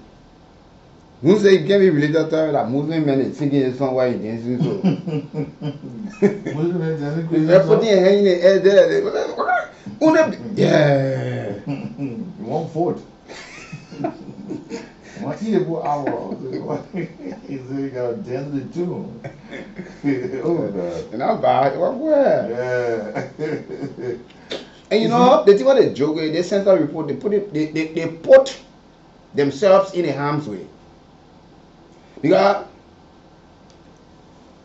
right now, the way they plenty already contesting in various districts and the size of the people there, people went with 2,000. Yeah. Because that district 4, they get almost 40 Canadian now. District 5, district 6. District 2, go see the number of people. Yeah. So sometimes you hear people look at the clinics, and these are some of the things. These are, look at clinics and hospitals, and those are just simple reasons to tell you that statistics. To tell you, you go there and say no beds. When we got to that point, well, you go there and say no beds. Yeah. Because of the size of the population. We don't know. We don't know. And all of these things are going to give us informed decision. Yes. In apportioning a budget for development. So that when you say, oh yeah, do we have center, You see? you will know the size of District 4 and the nearby districts that people will go there. Then you start to enlarge things and make sure you equip it to serve the people. But now when you run a business, no bed. You go to the other side. And this is why we've always been confronted with no rest in the country. That Liberia stable food in the population. You see? We have been thinking with small. Big mistake we're always making now. That's a big mistake. Very big mistake we're making. And to be frank, you know what some pundits are saying? They are saying that if they can challenge this result in actuality, they do the census over the Liberia population more than 5.2. Some are saying that. How did we do it?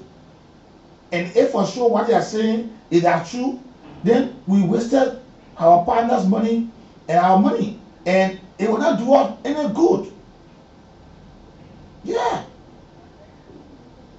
In your house, you work for 5 or 7. You cook the food. You thinking that you are providing food for about 7 person, but what about the food will go for almost 15 person? How long will the food? And then they go, oh father, the revenue. He said, we just bought rice. They were yesterday. How can I feel it? Because the amount of people are consuming the rice. Or you can't expect to be hungry. How come? We should have sat down carefully to calculate this thing. But I don't know where we went wrong inside. And I blame the lawmakers because they are having the oversight responsibility so that they can be minding the gates so that the Liberian people can be served equally with what the government has to offer them or what our partners are giving us. But if they are there and they're being useless for their own existence, it brings no good for us. It brings no good. It brings no good. We will just be doing things over and over and again. You see now, trust me, the amount of people that are living in Central Monrovia, that every morning they can go in the restroom and you can see no feces coming outside. That number has increased. So every morning, if all the buildings that have more than 2, 3, 4, 5 persons in one room or in one apartment, they flush the commode, the next thing is that as soon as they come downstairs, they see the feces on the quota, on the car road. They see the water oozing from the septic tank because the population has increased. The amount of water that are going in that area has now increased. These are just common logic that our leaders should be able to say they calculate on. But they're not doing it. They're not doing it. It's such us. Where was Abbott Chie? Where was Abbott Chie when this whole process was going on? Where was he? Did anybody ask Lawrence George further questions? No. All they were concerned about what they can get. Now they have gotten what they wanted. We are now come to the blame game area. Why?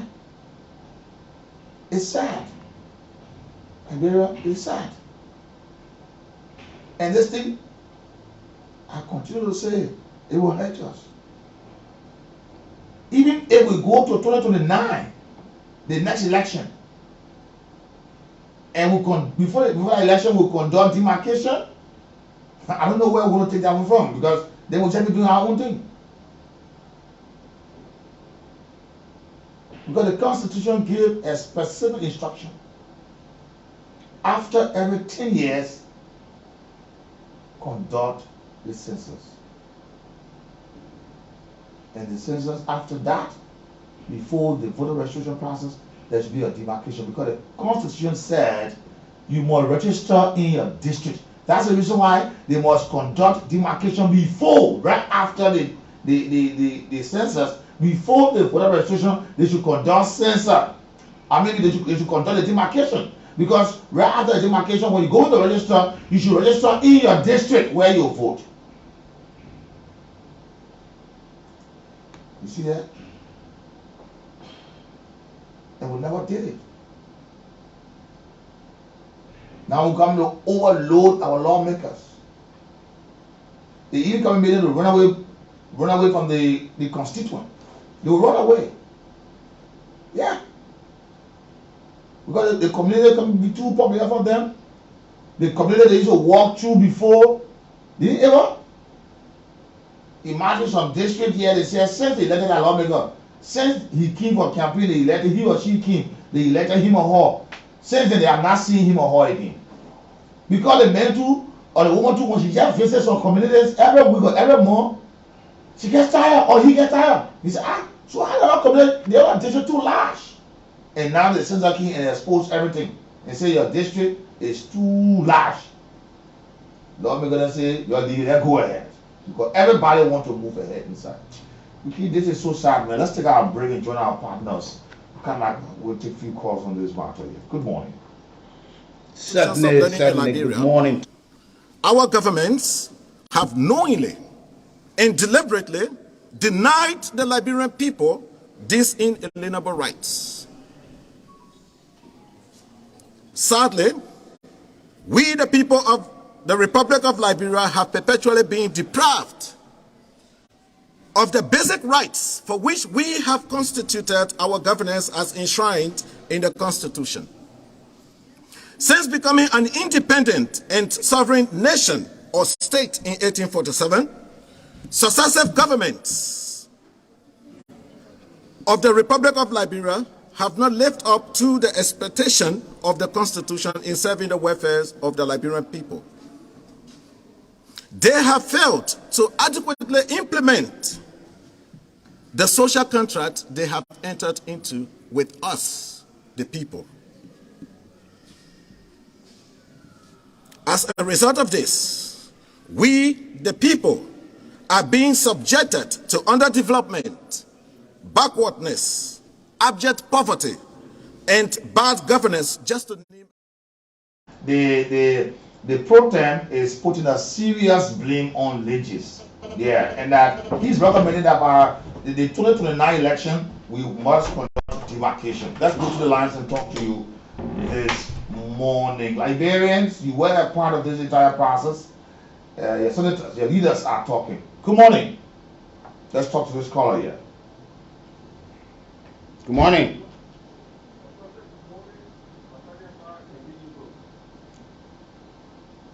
Let me appreciate you for the topic on discussion that has to do with census.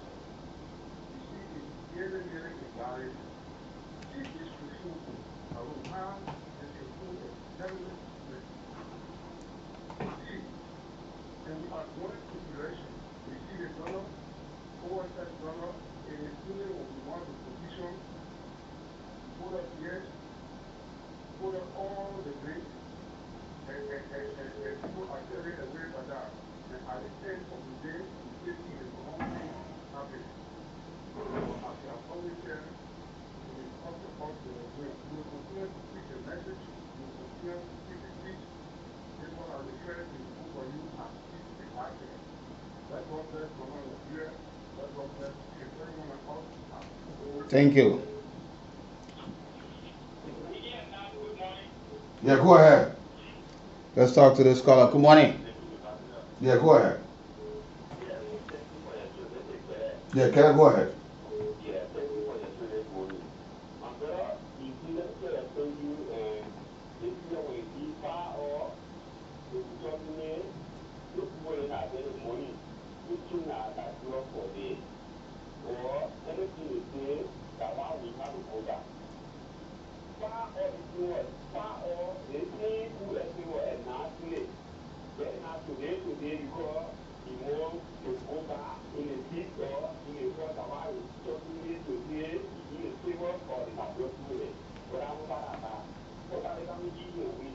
You want to add it, the time is still started today, you want to see it, the men see it, and they know what they're going on. But you want to have to come up because you was doing or how you call it, Palestinian. You have to see who are they to talk about.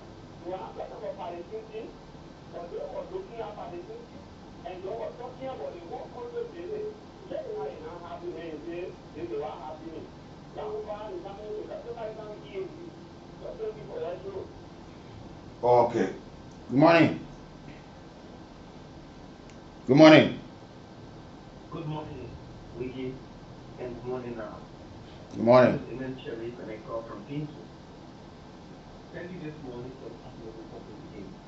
But brother, you guys have said it all. Article 80 of the Liberian Constitution and 80 gives specifically talks about uh, demarcation, and it should be done when a census are conducted. It will be done based off the National Election Commission should be able to demarcate political or electoral districts so that those that will be contested with the inhabitants of those places will know exactly the amount of people that live in those areas, like you have said, development and whatever that will be ongoing into those areas. However, our leaders, we have entrusted our own power, have decided to use our constitution to implement it, and now come at the 10th hour to tell us that they will be doing something that is not constitutional. Something for that, how can you have a demarcation when you have already had a constitutional crisis? We have a constitutional crisis. We spoke based on this particular medium. You guys also reflected on this medium that it was prudent. We have census conducted on time so that we can avoid the embarrassment that find ourselves in. It's already affecting us because we are not going to get the actual population of the district. We are not going to get the actual number of people that live there to be able to affect them positively with whatever decision the national government is going to come up with. This will be a problem. It's so sad, it's so embarrassing that we'll continue to work in this steps and not doing the right thing. Thank you ever so much this morning for the opportunity. Thank you, Amen. Go ahead. Yeah, good morning, Willie, and good morning, now. Willie, and now the thing remains here began on stage, Willie, and now I want to say to support this issue, the people are very direct in this country. Just imagine the population in our country, that we don't know the population, and also now, I'm not the empty country. So how do you go to do the whole thing? You say what? You say what? Where were you? Where were you when the process was on?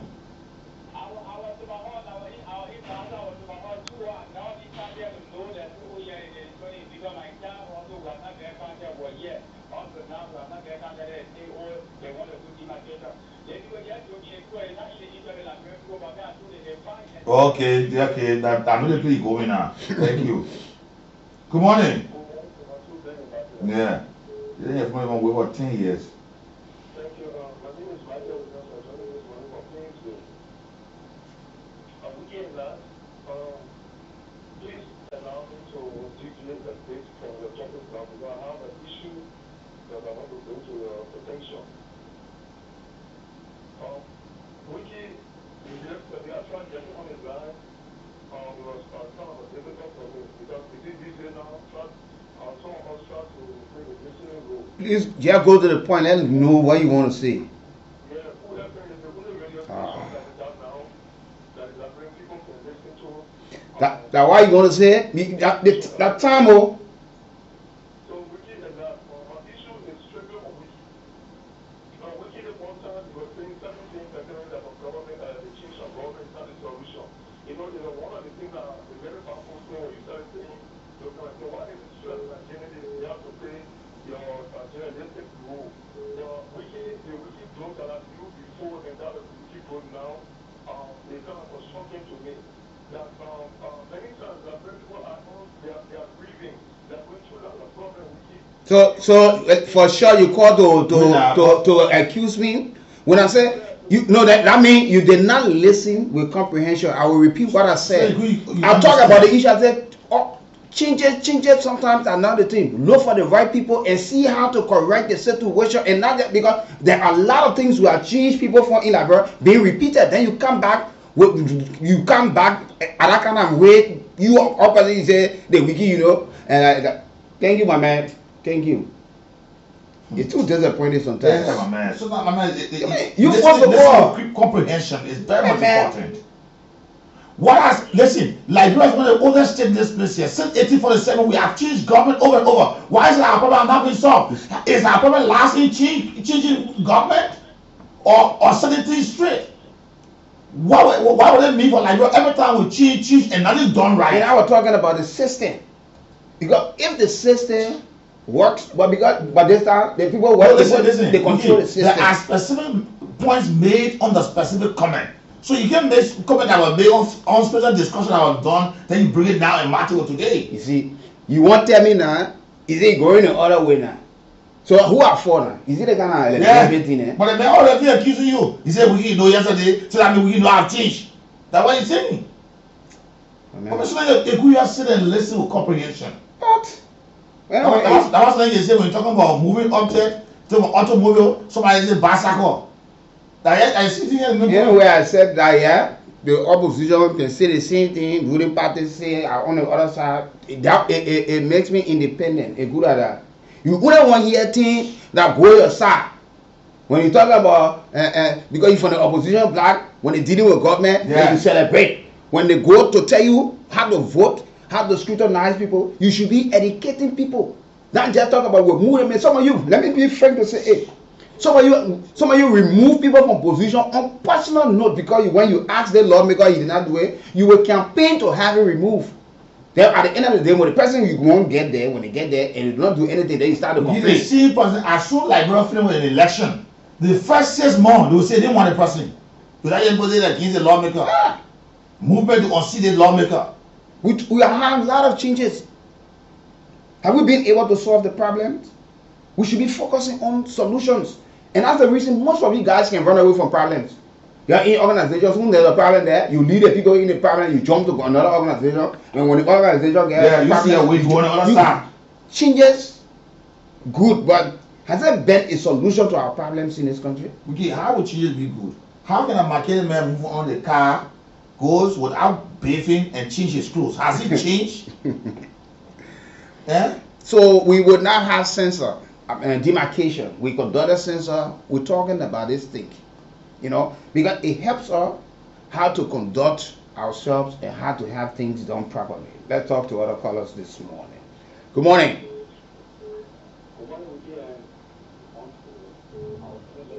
Please be audible, Gavi.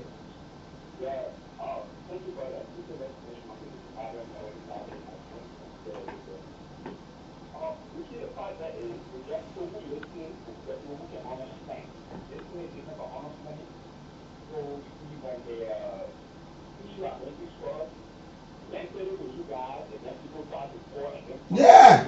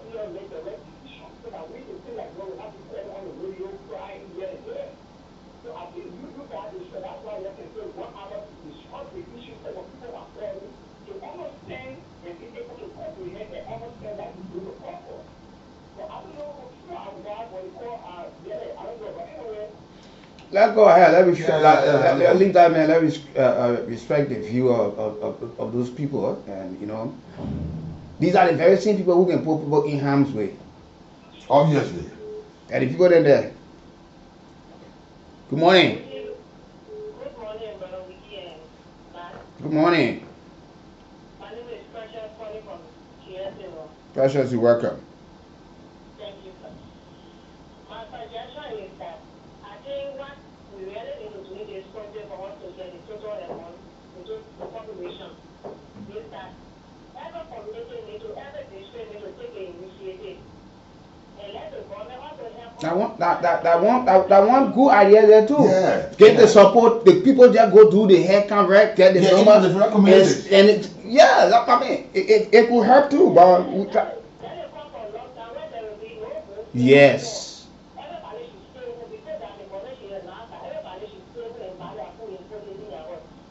But whether they'll be willing to give the same money that they can spend around, whether they'll be willing to give the community people who will be doing the work.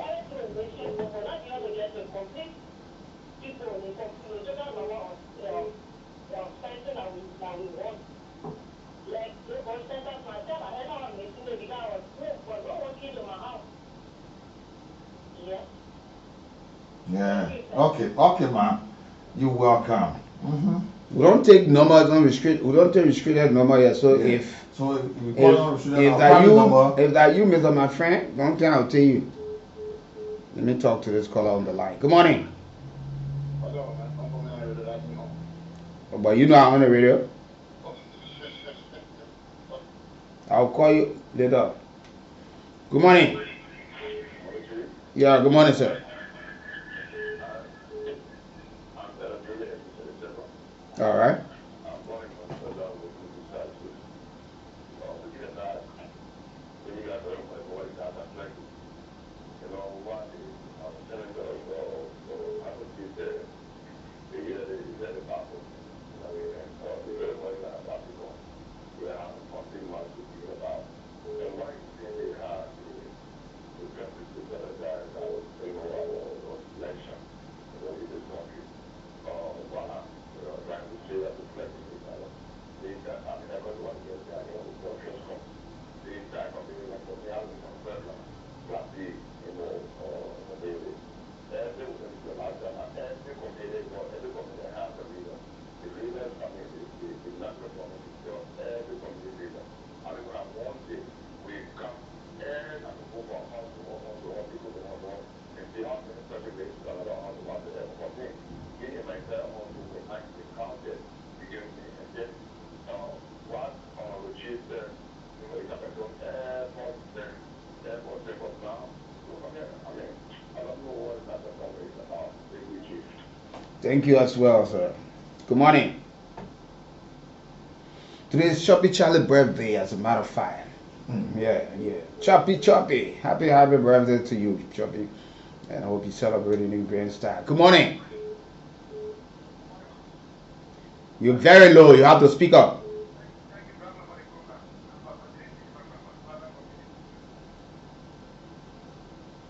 go ahead.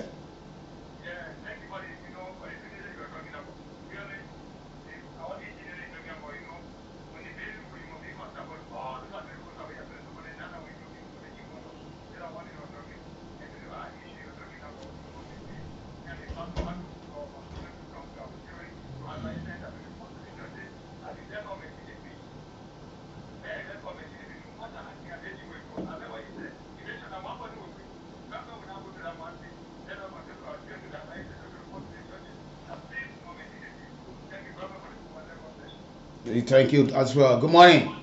Good morning, gentlemen. Good morning, Alabama. Thank you. You know, let me go straight to the point from the perspective of the protest. You know, I see this as an act of hypocrisy and betrayal because it is their responsibility to make sure intimidating and, you know, all those institutions that are the ministries, the agencies, and all of that, that's their prerogative to be able to intimidate them, to have oversight over them. Now, this is something that they should have prioritized from the beginning, making sure that centers are conducted. But nothing of such. They sat down, they waited until last minute to time. I can remember some of the lawmakers, there is Larry Longpoint, was suggesting that this whole thing, you know, it will not materialize. And somebody from within, Ellis Williams, he said that whole thing was not going to work. And let me tell you guys, you know, point blank, that people were not counted in my community. I was not counted. Those guys let me to come and sit down to one tea shop and they sit there, you know, up to 4-5 o'clock and to go right by home. Corruption, you know, was in that entity. He did nothing about it. And, you know, so I mean, this is something that our leaders have accustomed themselves to, and you know, breaking the law and without any remorse. And so this what he's saying there is this, and nobody will take it seriously. For me, I can't take it seriously. You know, we're supposed to start playing with our intelligence in this country. Thank you. Thank you as well this morning. We'll take few calls on this. We'll go to our final talking point. Good morning. Good morning. Go ahead. Yeah, go ahead. This is Bobby Abu Nesca. I joined the discussion this morning from District 6 of Essex. Let me show you that this morning.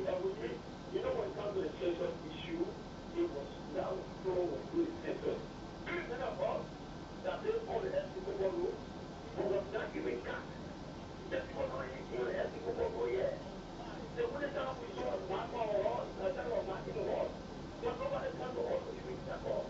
So if it is a problem, one of the people that did the country, they are not very was because they say I'm not for the country, they were using the well with. And now they put them on the day that we should wait for something and now. So what we should read disrespecting the laws of the country. What's the constitution? They are backward in the habit of disrespecting the government of the country. So I don't know what they are going to have the country. You think that's like what they are doing right now? You think even that someone anyway? You know that they put the talent of what wants to just say. They were people, look at this school, look at this school, look at this house, look at this house. I just expect to go to you. You expect for people for that to run the church that this way I found out. Because they want to be able to see this kind of law people. Because the purpose of that is not you need the money free. So this is not so wicked. Someone who will trade. I'm going to do that progress. They need to be very sincere with that motion and work in the interest of the country in order to move the country forward. If they want to be there and have Ghana and do other countries, progressing in development, I'm going to do that to foster the government. And put what for now, if they have that, we can move the country forward. Thank you, and thanks to all of you this morning. We certainly have to move into our next talking point. You know, not the ongoing trial case of former Justice Minister, former Chief Justice, former Chairperson, the Ministry of Justice again have filed in a motion for the change of venue of the trial, but they have not been able to name where the trial should take place. They say based on public sentiment and extensive media coverage and how jury been tampered with. So how did they sit and allow the jury to be tampered with? Because those who been held are not the people who go to select the jurors. So where did you place them? How are they selected? Because they should not be placed that is known to anybody. What going with the other trial again? They sat there again, they see $100 million case for drugs. When the poor got you, then they started complaining. That at the end of the day, they were forced to apologize to the judge. Now we have come to this case.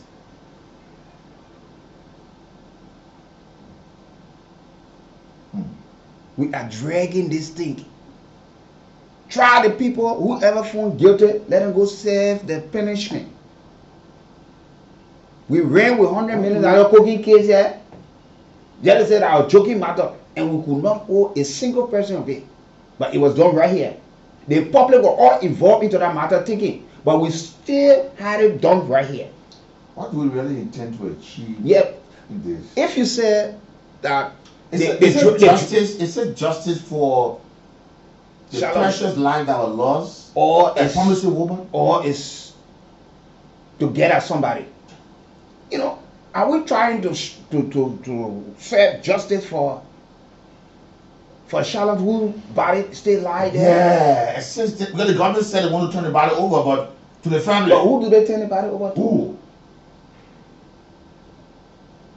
Or we want to set precedents, or we try to mix politics into this matter. Which one?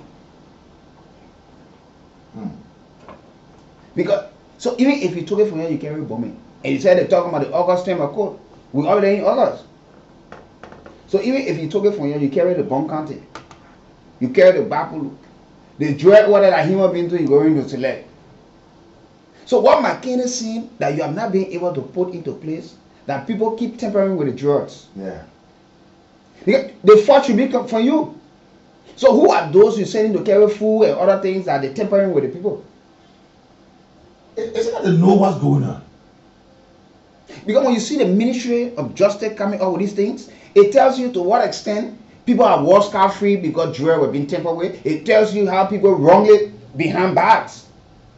If they're telling this thing. Okay, those jury, men and women, these are peculiar people in a case.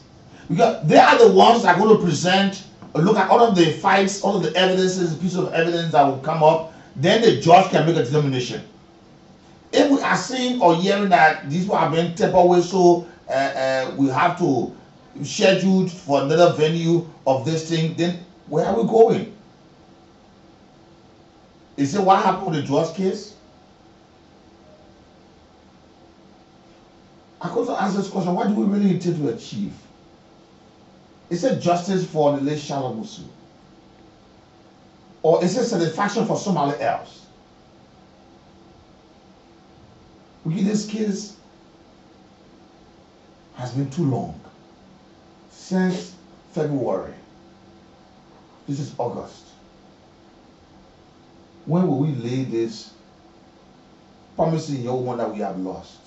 You know, sometimes most of the time in any kind of murder or criminal cases, that the way our legal people at times or our security people work, all of them start to gather the evidence they charge before forwarding to the court.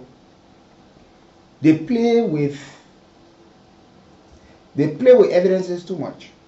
Mm-hmm. They, you know, sometimes you see our officers are crime scene with all gloves. Yeah. Look, if we had a real forensic, a lot of them will be caught in the process, even though they will not be the one that committed the crime, but because of the fingerprint, they will be caught in the process. Yeah. They don't manage things at this crime site. And, you know, and the point of that, our security sector, our judicial sector, they don't manage information. Everybody wants to be the first to break the news. Yeah, they won't be on top of and it. they run ministry agency now on the social media. Everyone having podcasts. Everybody. They won't put out information. They understand the thing more than the necessary institution. Yeah, take for instance. The lady who was arrested in Nima County concerning the known photo of the beating of another person. People put the drag report her intern. Big press conference. You know? So don't we have qualified police in the region that could fast track the case and bring a report to headquarters? Talking about people who should not, the people should not place these things, but their social media page, while Moses Carter was addressing, they were showing it in the back.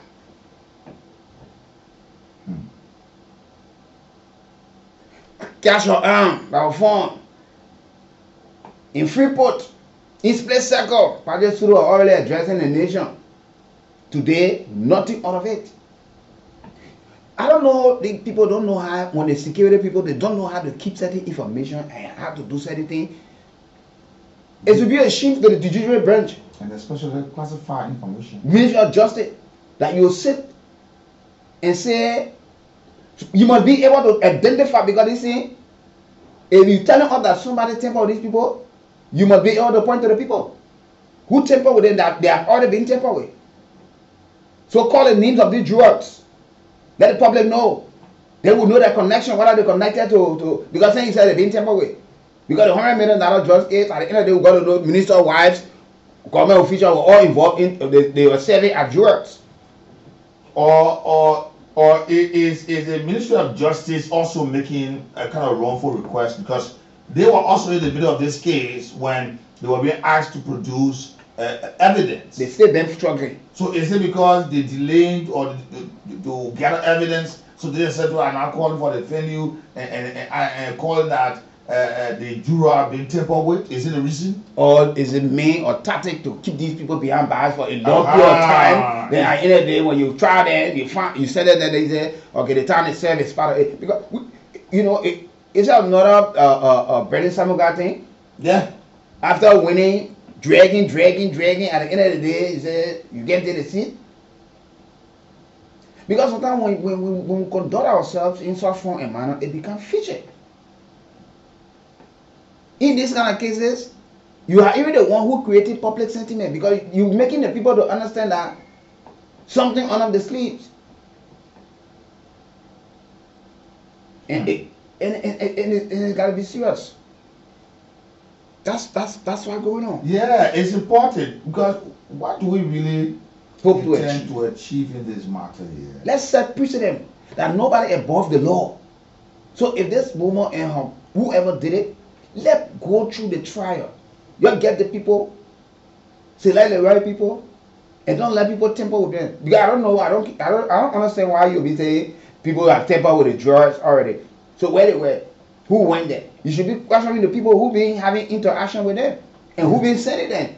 Get to know those people so we can meet and shame them and have them prosecuted as well. That they are tampering with a major case. And if there's a request that they should relocate the case from Mosoralo Criminal Code C, which county are they carrying the case? Yeah, no, I was saying they yet to name. Yeah. So where are they carrying the case? So if you say the Pope, you the Pope is singing battle cry and slogan and all of these things, you know. So if you took the Pope in care and the Pope still follow that, so you meaning you will not try the people? And remember that then you carry one horse up close the door, you try them there, you come back and tell us who was guilty or not. The detective lawyers represent the interests of former Chief Justice Dora Mususka, including others. You know that they have filed in a bill of application so that they can be released, placing their case so that anytime the court wanted they can be able to go. But Criminal Code C, Judge Roosevelt Willie, who is the head, have been saying that this is a serious matter. A murder charge placed on somebody, a first degree felony cannot be released. Now they have been asked to the prosecution have been asked to produce the evidence. That has caused another delay. Now there's whole process for the August term of court. Why now are they saying in a new pre-trial motion that was filed on yesterday, why are they saying that they are now seeking to relocate the case from Criminal Code C? Where are they taking this case? Is Criminal Code C, Mosoralo County, not the best area to try this matter? If it is not, which county or where will be the new location?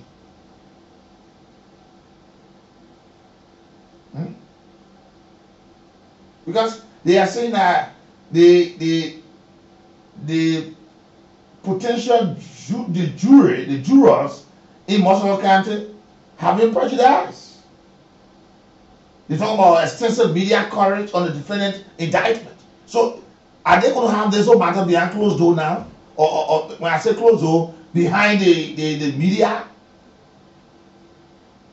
And whatever thing that will go on within the media, I'm saying how to report something on this thing. But you reported the matter through the media. Yeah. And now you go to the court to prosecute the people. Then you expect you want the media more. But other who are also still filing the case, how do they get to know? It's an extensive query. What do you want to hide from the public? This thing is no longer secret matter. And that's how you see you got a lot of pre-trial needs in prisons. Our prisons or correctional policies are overcrowded because we got people there for long and we are not being able to try them. Yeah. It said that we don't have the right people to prosecute these people, or we're lacking funds. It's a serious thing, oh. I mean, just imagine since February, we're getting settled down this case. If the charges are placed on the people, if they are guilty, they serve the penalty of this thing. Because all Liberians want that justice be served to this little girl, so that it serves a deterrent that others might not use this means to perpetrate this kind of mayhem against citizens or family members. Let's get down to this thing. Or will it be that the case of the 100 million drugs case, that it was heightened up around here, kept it so high, at the end of the day, the evidence that was produced could not hold these people, and they have to release them?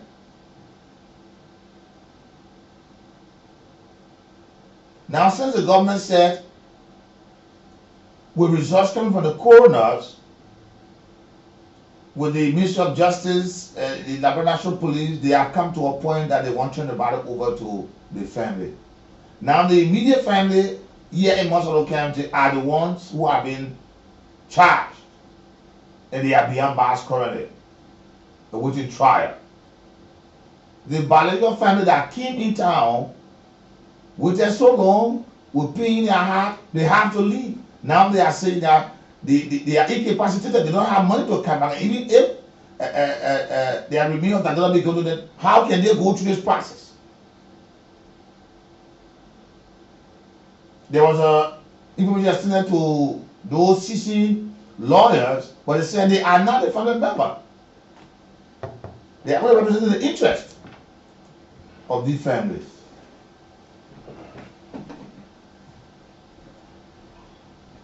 So without the people from Maryland came to the biological family that killed, or the guardians that were here that have been accused, will they get be laid to rest? Some were saying that the family come. What they were saying that, as well, the spokesperson said that this was an attempt to create discord among the family, the Scott family and the Musu family, a serious division.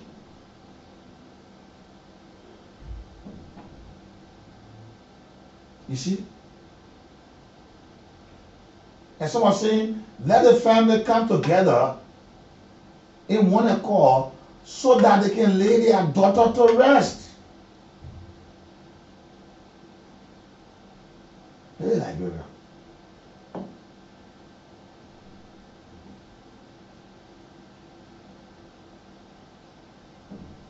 And the decision, on the other hand, the decision to transfer this case could also be justifiable under the law. It could be a very good point with all of the issues being raised. But then, it could also be another strategy in order to keep the former Chief Justice and all of those accused behind bars in the absence of evidence. It's just what happened.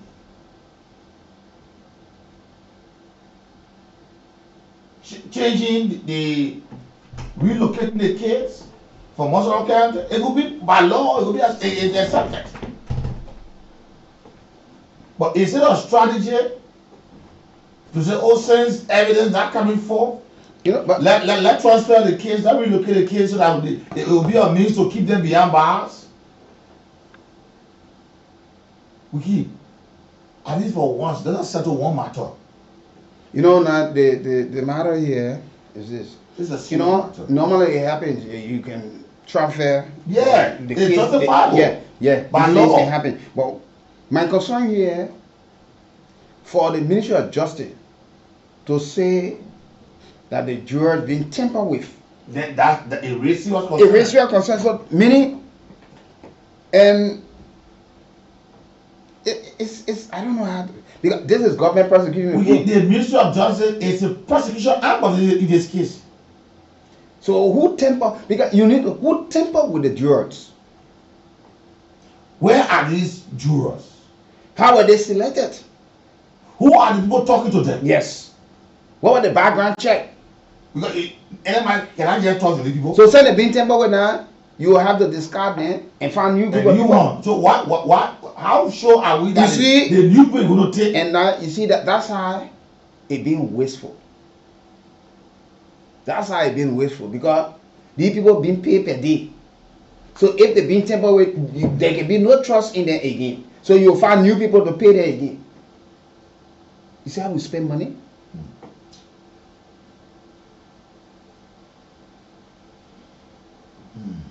I think we need to solve one problem. Now that I told you before the other time, and I always telling people, that's the reason we're being confronted with repeated problems. And sometimes when we're talking, people don't understand. They just talk about change. I saw something happen, probably to one, for instance, something happened to one police depot. They said, you change the member there. Or one government school, you change the principal. You just agitate for change, but you are not talking about solving the problems. The man who comes in, he comes and be confronted with the very same problem, or probably start to repeat the same thing. We talk about people with integrity. People who know exactly what they know they're supposed to do. And when they get into positions, they start to do it. We're not talking about the issue, or you just want change. Okay. This local need justice. Sure. These people, they are guilty, let them be prosecuted. We saw that thing with the late injured Tupac. After 5 minutes, they'll go dig zoom the body, they say they're doing autopsy. It took, you saw the kind, and we need to be mindful. Our security people, who the Ministry of Justice, you know, when these things take place, when you get on the scene, you please learn the same professionals. Because that is the thing that giving you a hard time to provide evidence now. How can something happen with you? We can get evidence. But you have evidence for 100 million? Sure. Let's talk to our callers on the line. Good morning. This is 0775 919 919 0880 919 919 are the numbers you can call us on this morning. Let's talk to this caller. Good morning. Yeah. Go ahead.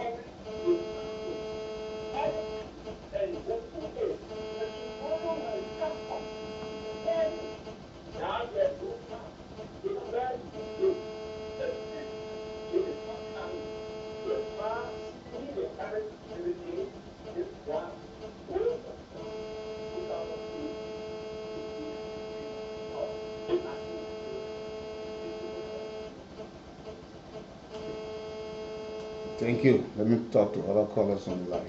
Good morning.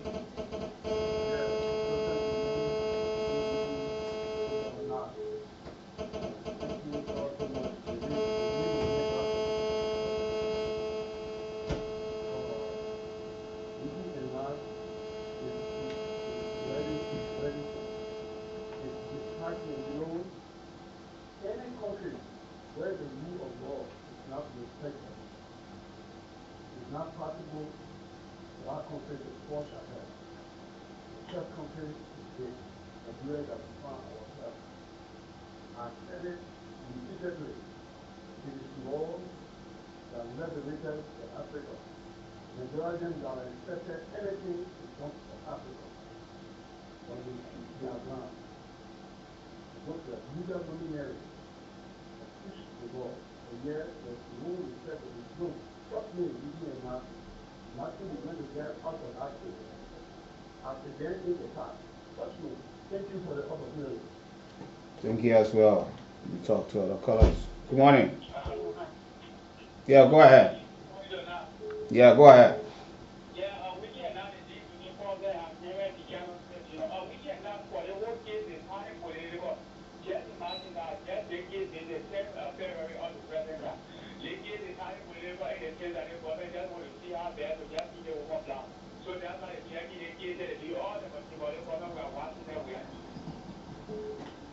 Your life. You know how many people behind bars, so you know how long they've been there, they have not been able to try that. Everything is not politically motivated.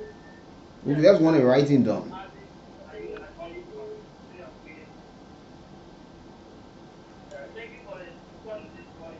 Mm-hmm.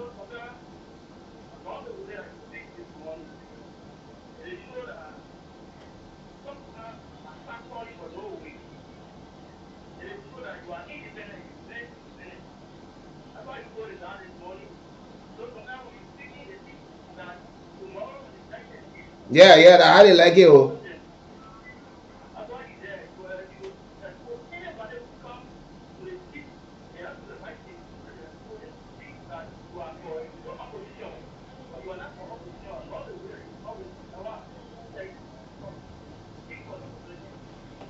Thank you. Welcome. Good morning. Good morning, sir. Go ahead.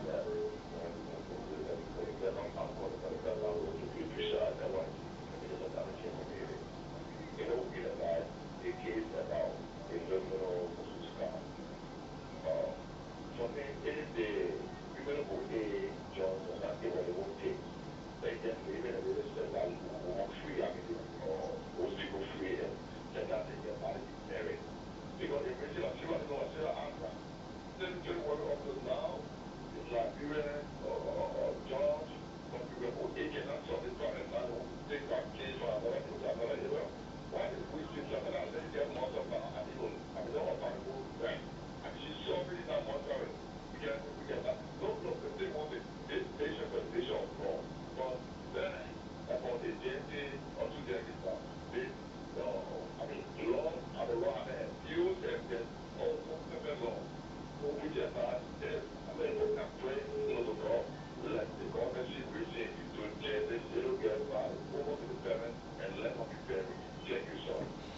Thank you. You're welcome. Good morning.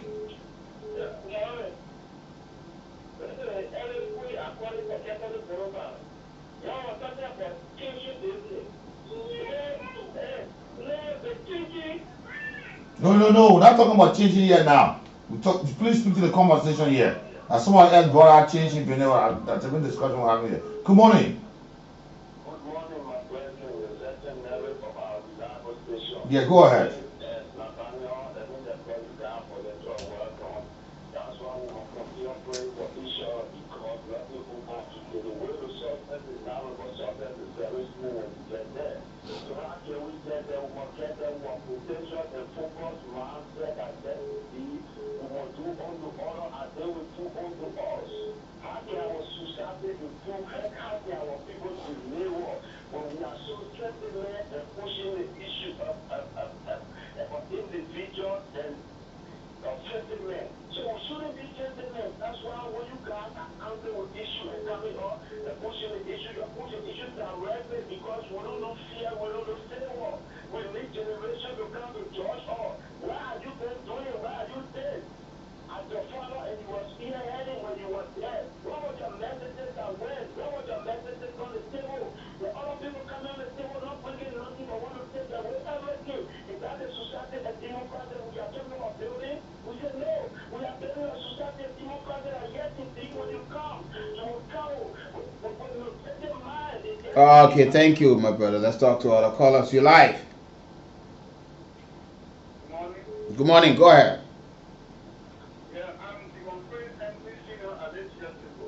Go ahead, Digger.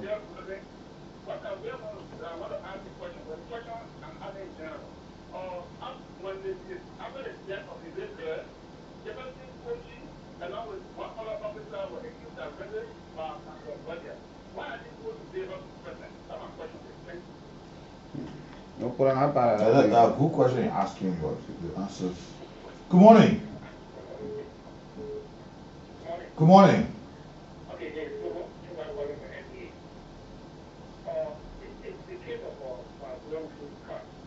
I want to blame the police and the justice ministry.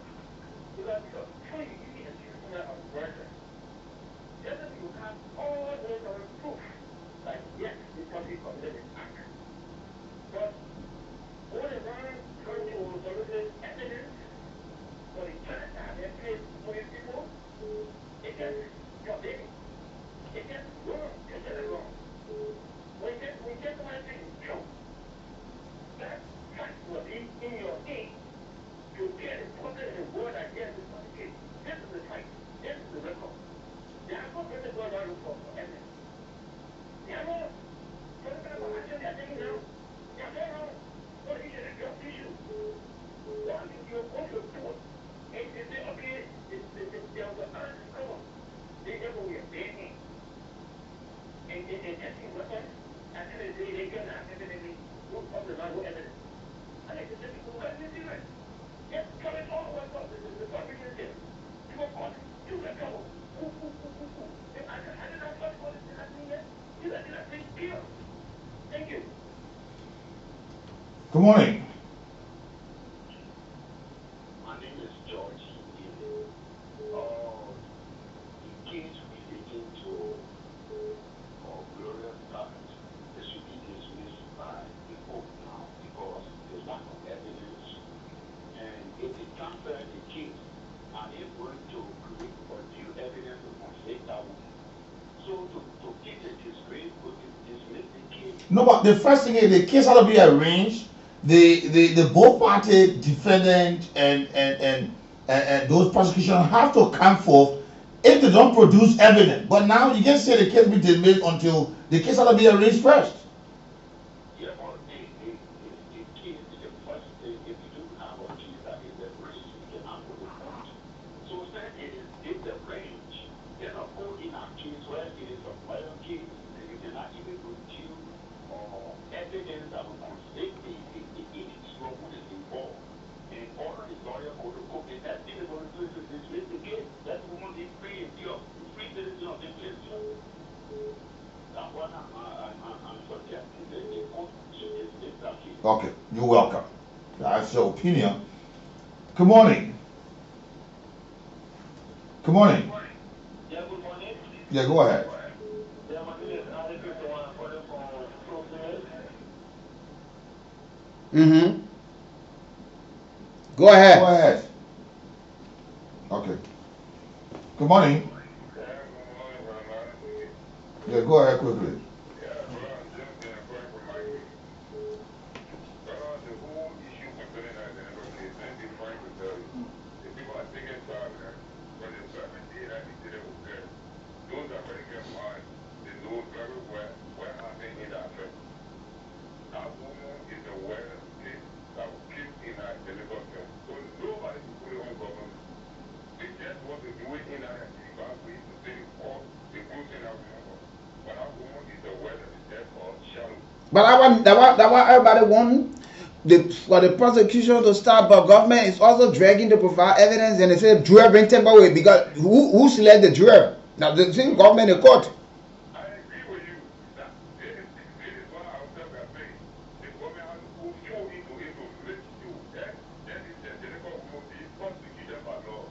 And not that at the end of the day, everything people talk about the government concerning that technical case. But the government has already. Why you call the government now? Well, when the government prosecuting the people, man, so now you can be talking the thing, then you move, you go talk the thing. Who prosecuting the people? That government case, government prosecuting the people. Who can prosecute people in the country here? You get anybody who get private court? Good morning, we here now. Go ahead.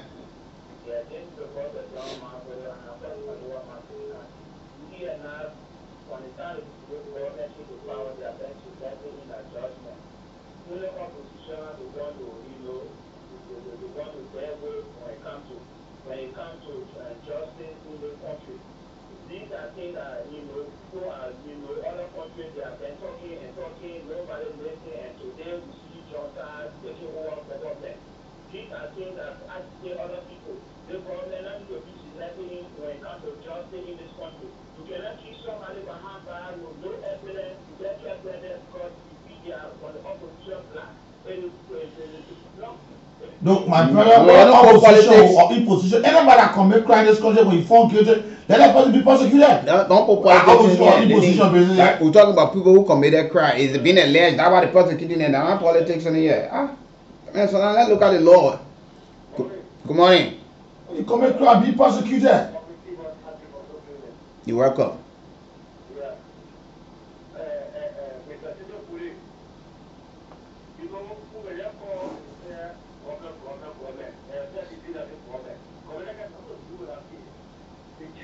Well, man, go speak Pele, man. Go speak Pele. I know you're sitting down, you're talk, there's small children. You say now your children are rare around you marketing your ignorant like that. Who talking about government? We give you that. Now they say people want link the thing to government, and then government, we're prosecuting. Government, the Minister of Justice filed a motion for the case to be transferred because people are involved in the. You listen, that Pele about that you can speak, or like you or Mano. I don't want to speak any one of those things. So I will not help you in that direction. So I think what you said, nobody will buy it. Don't market your ignorance on the platform yet. We don't about that. I'm going to return to my old days, be making you the feedback again. We will squeeze in just one more call and we'll go home on this edition. Good morning. Go ahead, Chief.